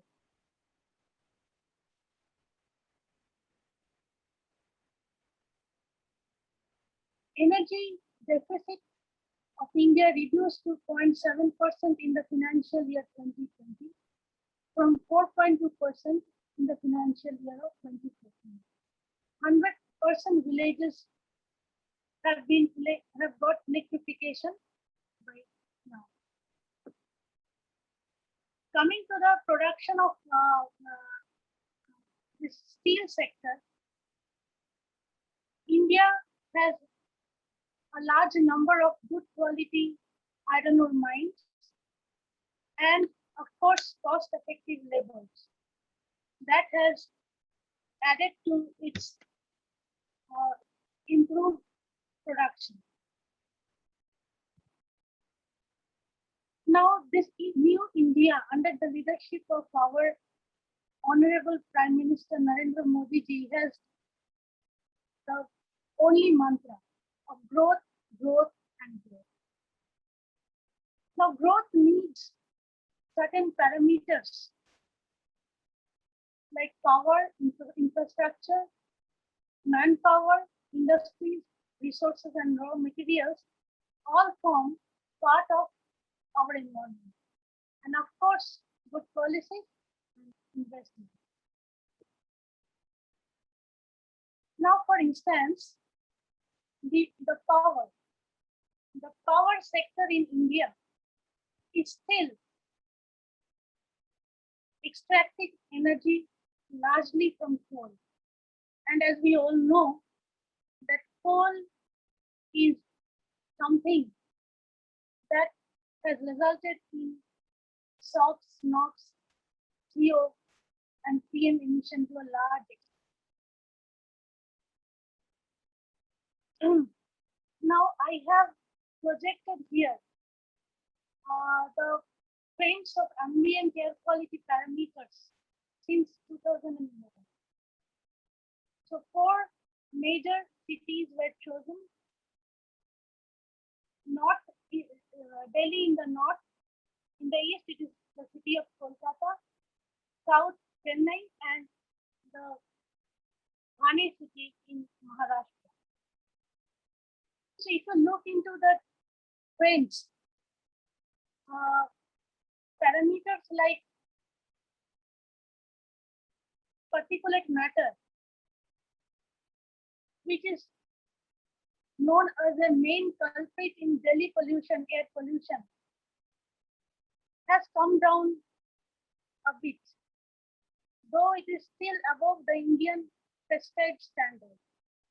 In Kolkata, the scenario is similar, but if you look here in Chennai and in Thane, it is showing an increasing trend, although they are very close to the prescribed standard.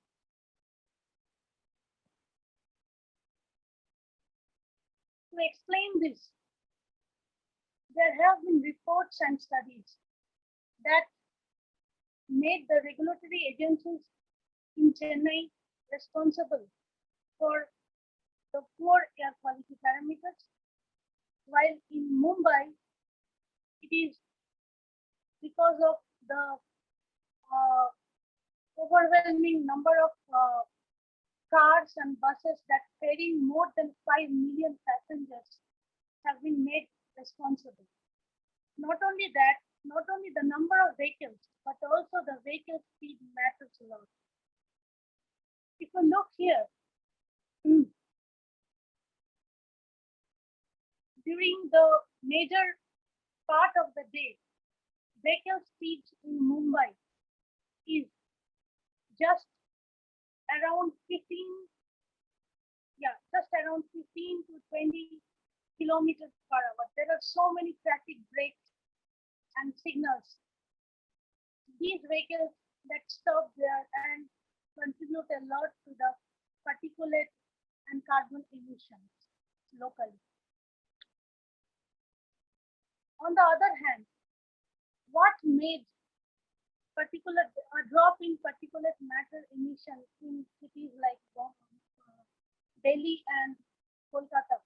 I just would like to give a small explanation. See, in Kolkata, regulation of fuel, good quality fuel, fuel control has come into strict implementation over past 3 or 4 years. Then small scale units were made to use cleaner fuel. That has resulted in a reduction of 98% of the emission from small scale industry. There have been introduction of electric mobility transport systems like trams, metro rails, e-rickshaws, and e-cars. And something very interesting I would like to project here is that the traffic regulators in Kolkata have introduced something called green channels. These are synchronized traffic signals which does not allow vehicles to stop over a signal for a long time. And this has resulted in a reduction of air pollutants, mostly the particulate matter, by 10 to 40%. The Kolkata Traffic Police, they have their own anti-pollution cell, which is doing their job well. All these have resulted in this kind of air quality index at present. Similarly, in Delhi, Delhi is already known to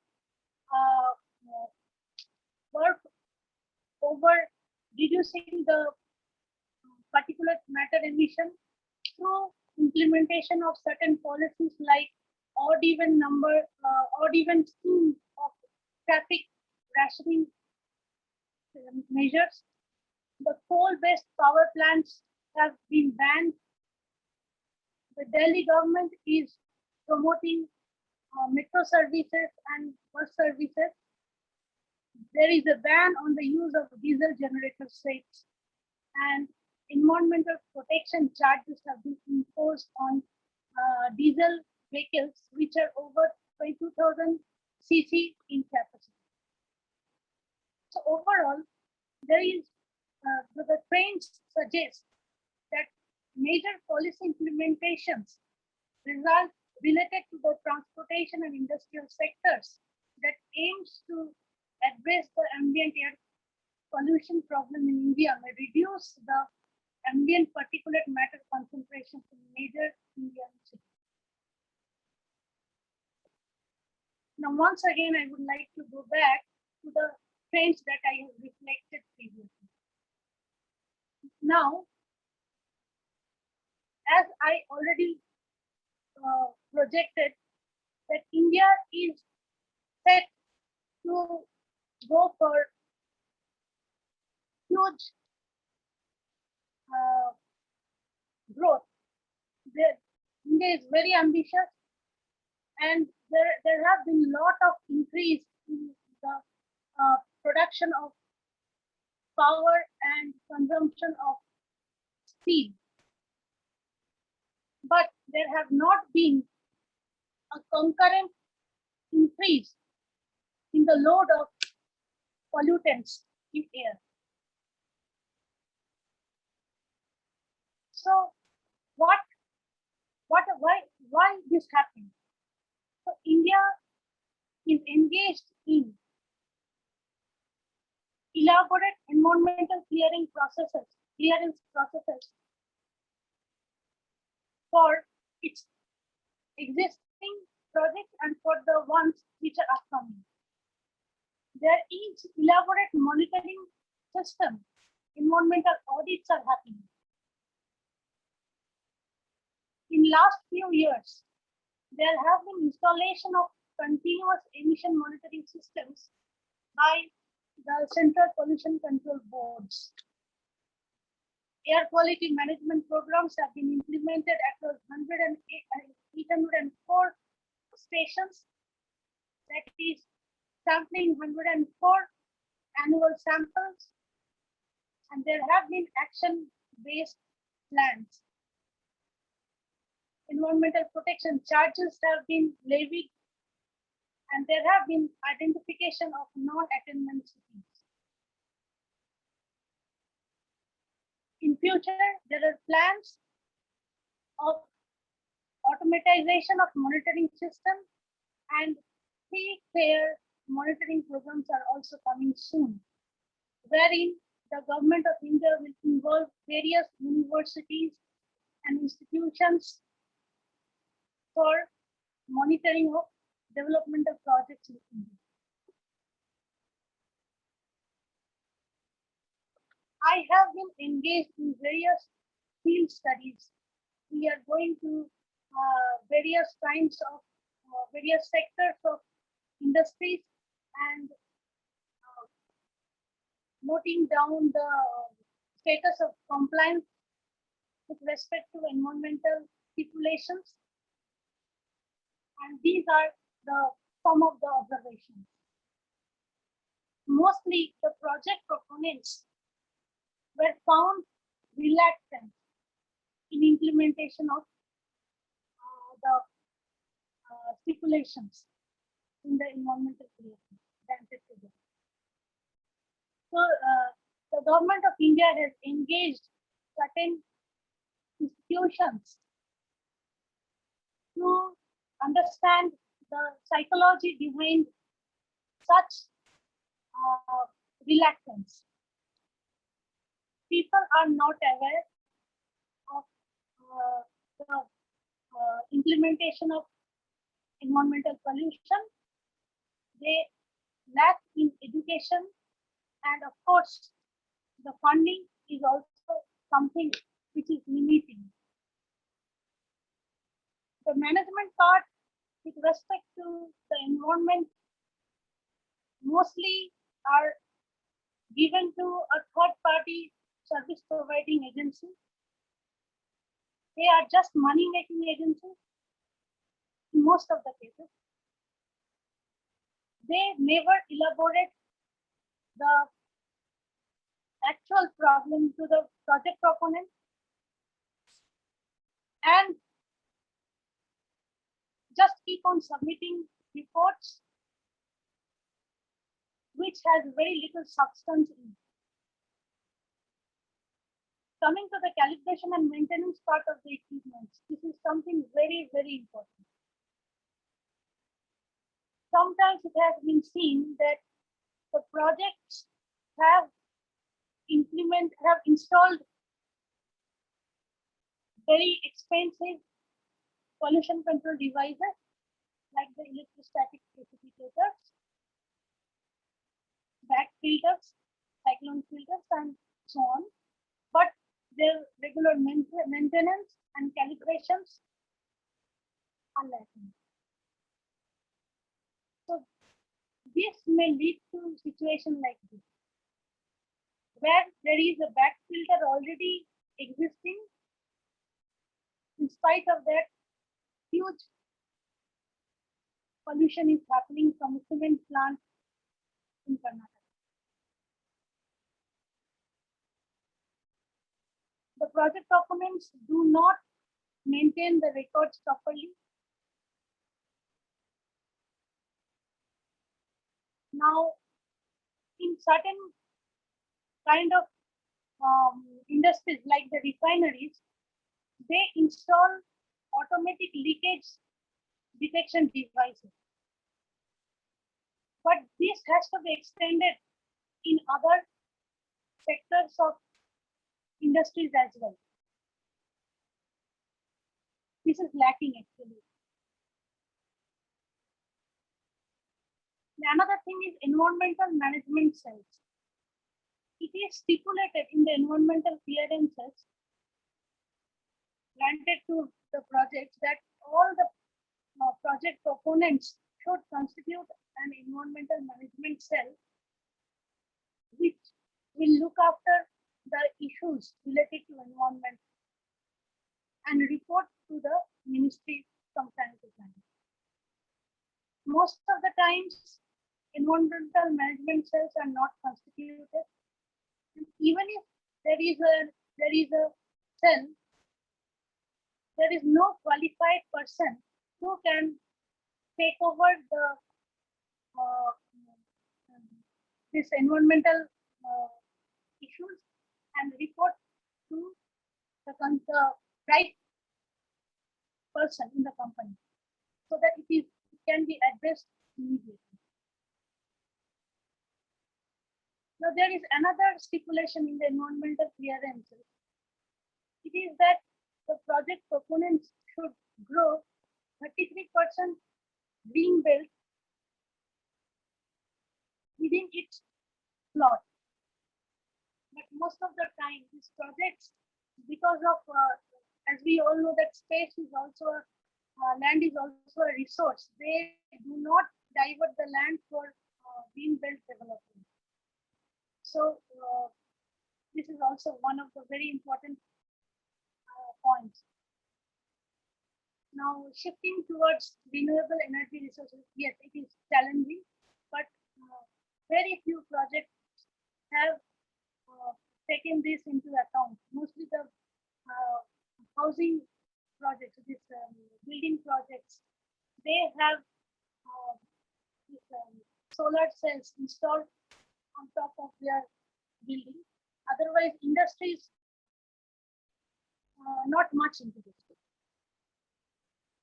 So these are certain tips and tricks we would like to propose from the regulator's point of view. Now, at present, only 17 categories of highly polluting industries have this online continuous emission monitoring systems installed within their units.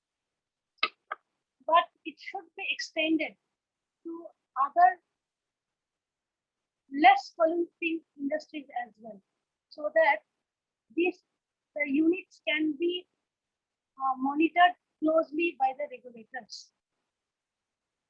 Secondly, we are continuously proposing that the project authorities should interlock their process units with their emission control units, so that if there is a breach in the emission, the process unit will automatically shut down.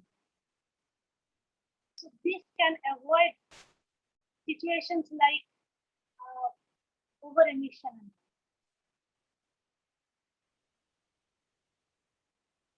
Then we can reward and appreciate the proponents who are really doing good in this regard. And similarly, we can also penalize and punish the ones who are violating.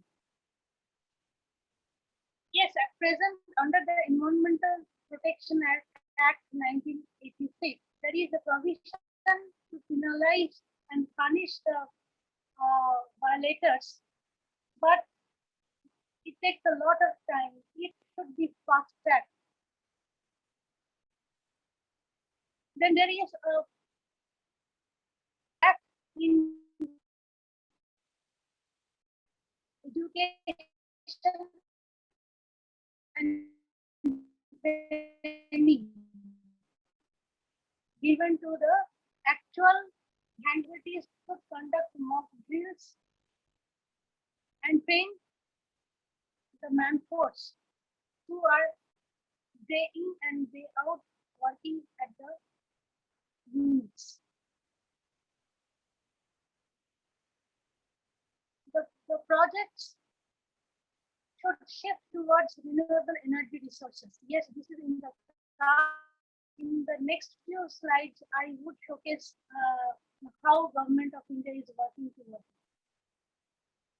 it. There should be preventive maintenance job taken up by the project proponents. Some distilleries and sugar mills, they work only 200 to 250 days a year, and remaining days they shut down their units for preventive maintenance work.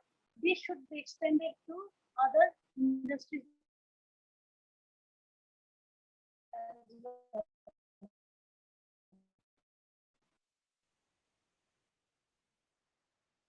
Calibration of equipments are equally important. CPCB websites. So proponents can very well visit the websites of Central Pollution Control Board and follow the SOP. Now, disaster management plans. While formulating a project, the project proponents reflect or showcase the kind of hazard, the kind of disaster they are anticipating in case the system goes out of control. But while actually working in the system, the scope, the range of disasters are different. There may be some other aspects to it. So that this should be updated from time to time and implemented at sites. Leakage detection systems are to be installed, which are missing in majority of the sectors. Now, fugitive emission control. The process emissions, which we call the primary emissions, they can be controlled very easily if the project proponents want. But this fugitive control, fugitive emission, this happens mostly in loading and unloading areas, which are in open places. So there should be some detailed thought process into it so that fugitive emissions can be controlled. Water sprinkling is, yes, one thing which is being done at present, but loading, unloading operations can be undertaken under closed systems, closed areas. Now, of course, green belt development is necessary for net zero emission, for achieving net zero emission. At present, it is stipulated that 33% of the project site should be covered under green belt. Most of the project proponents are finding it difficult to achieve because of space constraint.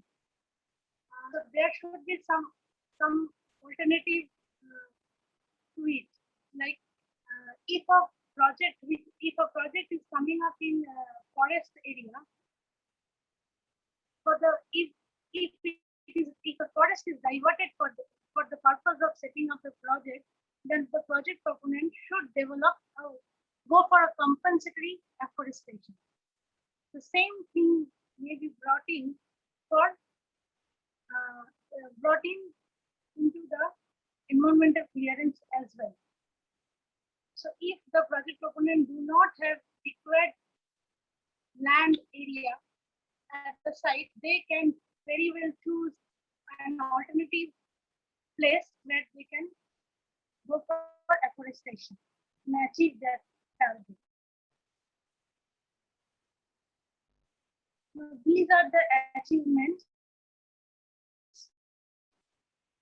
Solar tariff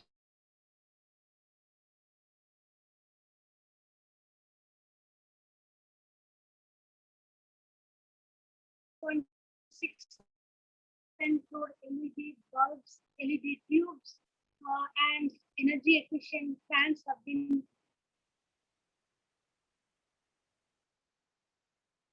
distributed across the country. And here, international airport, the company is world's first in operating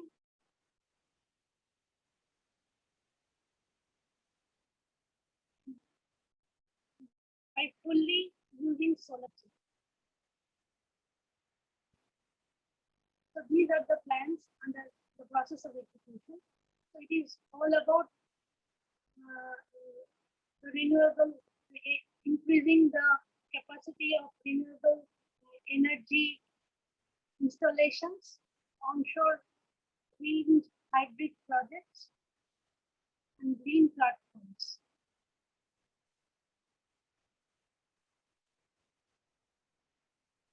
This is the road ahead. The government of India has released its roadmap to achieve 227 gigawatt capacity of renewable energy by Government of India is preparing a roof policy for supporting its target of generating 40 gigawatt of power through solar rooftop projects. Regarding our climate goals, the share of non-fossil sources in India's installed capacity of electricity has grown to 38%, and the nation adopted Bharat fixed emission norms in April last year to cut vehicular pollution. The country has recently launched National Hydrogen Mission, an equitable and decentralized model of solar energy regulation. People are embracing LED bulbs. This is from the point of changing mindset of the citizen. People are voluntarily giving up LPG subsidy. Increased cooking gas coverage and affordable transportation initiatives have been taken. India's forest cover has grown significantly. Mangrove cover in India has increased by 3.3% in recent years. The population of lions, tigers, leopards, and waterfowls have grown. India is well on track to achieve its Paris Agreement targets well before the targeted date of 2030. It is above our plan's future. We owe this to our country.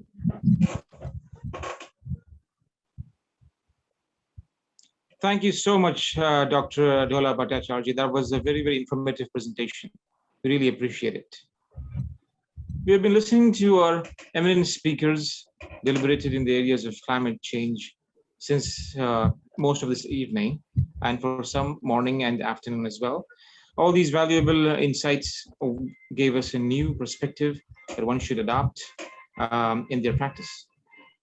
Encouragement and enthusiasm, excellency is a major aspect of this webinar. Now coming to the question and answer session of this event, we have a few questions. I would request our esteemed speakers to see if they can answer those questions. We have an open question from Sani Torangkawa Chika asking Dr. Rajesh Acharya, I believe. The question is that, is it only ocean serve as emission sink, or any large body of water can serve as an emission sink? Because most of the developing countries depend on firewood as a source of energy for cooking food, and not every country have ocean, but if any large body of water can serve, I know they will start creating a big dam and also maintaining all water bodies to support zero emission. Dr. Acharya, would you like to answer the question, please? I guess this is it. Sir, if you could like to, I mean, I understand you don't understand the question. I can repeat it once more. Maybe you'd like to share just a little bit of light in that area.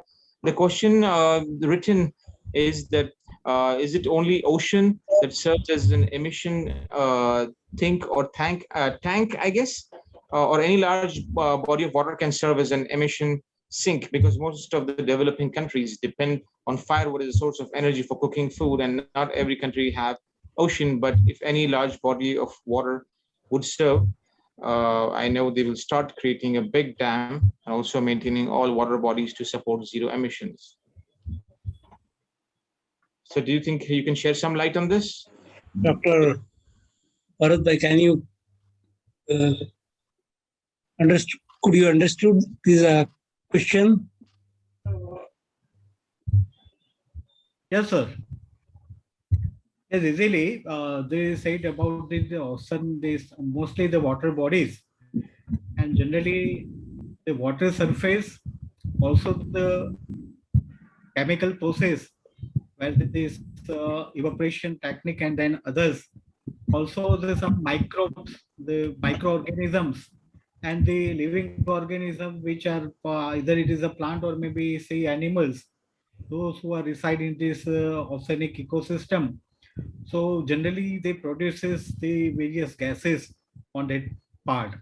So relevant to that, the depth and also the shell of this water conditions, or maybe in the seasonal effect. So most of the oceanic water bodies, or maybe some kind of the stagnant water bodies, where the microorganisms or any kind of living organism which are in there, so they are producing the some gases by this means of this respirations and others. So the decaying process is also having some kind of this ammonia like gases in the structures. So the arsenic and this body of this water bodies, those who play the important role to be enhance or maybe increase the greenhouse gases also. So how it's dilute in these water bodies or maybe evaporate all those things, it's depend on this oceanic conditions, the waves current of these waters, and there's also the weather impact on that part. So it's obviously the ocean bodies which have some kind of this emission or emitted part. Is it possible that anybody can control it? Hello? Can anyone control that type of emission? It is a huge. Yes, nature and where there's some possibilities for the removal of this particularly causing of that particularly the increasing GHGs. So we can also remove from that portion only. But it is depend on us, because only the mankind which are having a such kind of this training process or maybe some technical part that we can. But also some of this like it in the polluted portions where this oil depletion is there, or also some others chemical effluents which are releasing by the some industries in this waste, or maybe by the ship, or maybe some kind of these activities. But we can control, we can also mitigate these things, and by this technology or maybe some kind of these animals or maybe plants which can be help for that. Thank you. Thank you so much, sir. That was a really very good answer. We have a couple of more questions. There is one from Nair asking why countries like India is in denial mode, and what it will take for India to support and help environment genuinely rather than managing numbers. I would request one of our speakers to see if they can answer the question. So can I? Yes, please. Yes, because the earlier in my slide, I also shared this point that some of the state where this economy is concerned with that the production of this coals and others mining process. So some of these the poorer states, or maybe the economy generated from the state by this technique. So if we are said that we are having some kind of the transfer energy instead of the coal to the other part, but it is not possible for that. And look wise that population area and our the Indian geographical area conditions, so it is not very easy, because the major and metro cities where the transportation is there, but the government efforts towards the control this all these environmental pollutants and all other things by laws or legal actions, and also some kind of this training works training programs by these government officials, NGOs and others. So on this portion of that is environmental such kind of these pollutants and some kind of these emissions, so we can control a part. But it takes the time, because in the metro cities we are not allowing some kind of this diesel vehicles, or so we opt these CNGs and others electric vehicles for that. So in future that our country also which have some kind of these problems, and we can also have a solution regarding to this level. Right. Thank you so much. That was a fantastic answer. We have let's see, one more question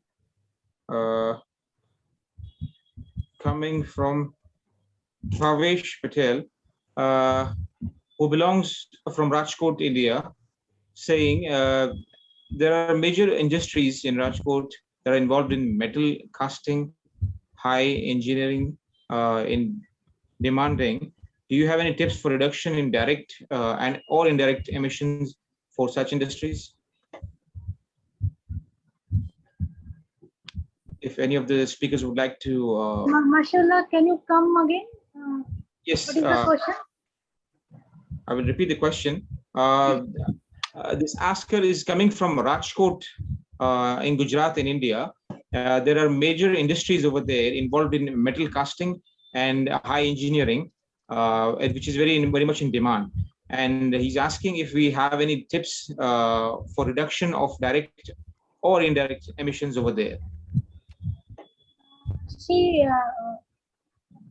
the thing is that for setting up of these small scale industries, they need kind of environmental clearance either from the state government or from the central government.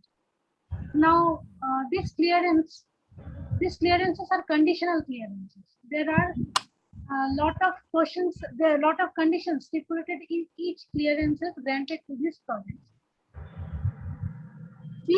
These stipulations are all related to the management of pollution aspects only. So these metal casting units and heavy engineering industries, they have to comply with these conditions to carry on their operations, because these units are continuously being audited by various government agencies, and if they fail to comply, they are bound to shut down. Nicely. Perfect, ma'am. Thank you so much for this answer. We have one more question left. The question is, how certain is environmental science in defining that no amount of afforestation can reduce carbon footprints? I would request one of the speakers to take the initiative to answer the question, please.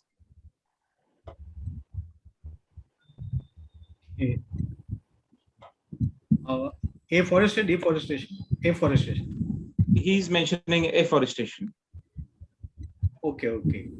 So generally, most of the emission of this carbon dioxide and others part, which are initially in this metro cities or others were nearby this city area.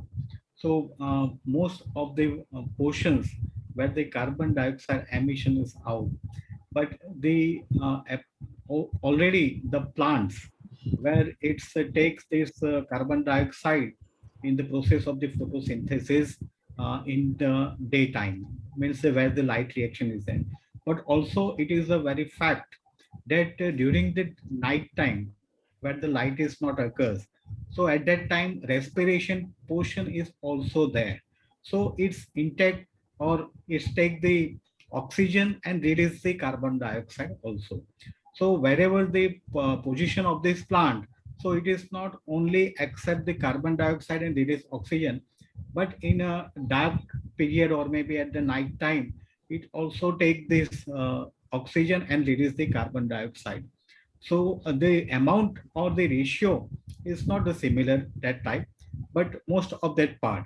And mostly the afforestation process where you have cutting, likely it example that you're cutting the 1,000 of the plant, a larger trees you cut, and when you are planted the 5,000 plant in a seedling conditions, so it's take more than 5 to 10 years to grow more that part. So if there are any kind of this deforestation activities, and due to that we are going for the afforestation, like to 5 times more or 10 times more, but the growth of these plants which are depend on, and from that part the afforestation process, which are the longer process, or maybe the trees growth which are even having the 5 to 10 years. So compared to this the calculation of this carbon sequestration or maybe some kind of carbon footprint. So not this all in all this way at that point. Thank you. Thank you so much. Thank you so much for the answer. Now we move ahead with the vote of thanks. If there are any other questions now or even in future, you can always reach out to us in email at Nanoland. That's info@nanoland.com. So now we will go ahead with the vote of thanks. I would request Mr. Zarnesh Kanogia to appraise this gathering with his vote of thanks.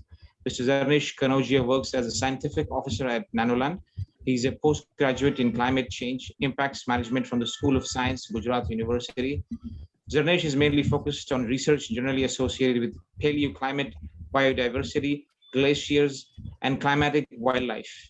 He's also a filmmaker, a wildlife photographer, and a nature conservationist. I now request Mr. Zarnesh.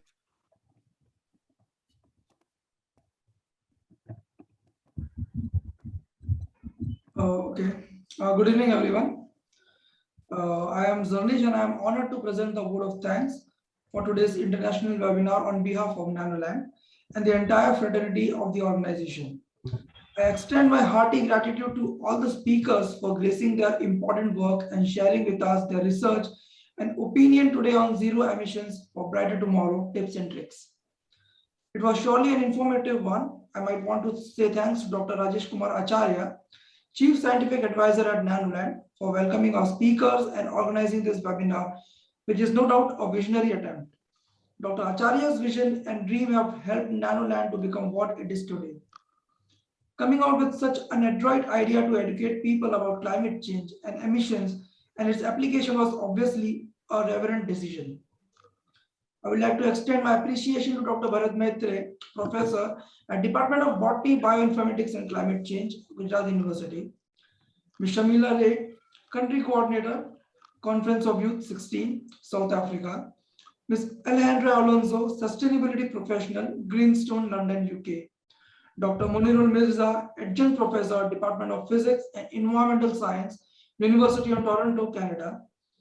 Mr. Ranjan Panda, Convener, Water Initiative and Convener at Combat Climate Change Network, India. And Dr. Dola Bhattacharya, Research Officer, Grade 1, Ministry of Environment, Forest and Climate Change, Government of India, for sharing their pretentious knowledge on climate change and guiding us with tips and tricks to control our emissions. We have been fortunate to have a renowned identity from academics, industry, and other areas. And I would like to take this opportunity to place on record our hearty thanks to US India Importers Council, USIIC, LD College of Engineering, Gujarat Technological University, and Xavier's Research Foundation for co-organizing this international webinar and making it a success. We are grateful to Wismature, Ranger Aqua, EMQA, Rotary Club of Ahmedabad Elite, and HK India for supporting this event. I take this occurrence to thank the entire committee as well as the audience for representing their valuable views and without whom this international webinar would have not been possible. Taking everything into account, I should thank all of the individuals who have upheld us directly or indirectly in the smooth working of this webinar till the end. We have planned such interesting webinars in the future too. We need your full participation. Thank you. Thank you very much. Much appreciated. Thank you, everyone. Thank you so much, Zarnesh. Thank you so much. Thank you. In closing, I wish to express my gratitude to all the panelists and participants for their full cooperation. It offers me a chance to commemorate our success in pursuing excellence in the field of science. We are privileged to have in attendance such distinguished experts as well as our observers, having such a resourceful and knowledgeable researchers who have helped us to gain such valuable insights about our climate. With this, we sum up our session. Wish everyone to stay home, stay safe, and God bless you. Thank you so much for joining us, ladies and gentlemen. Have a great day, have a great evening, have a great night. Thank you. Good night from India. Thank you.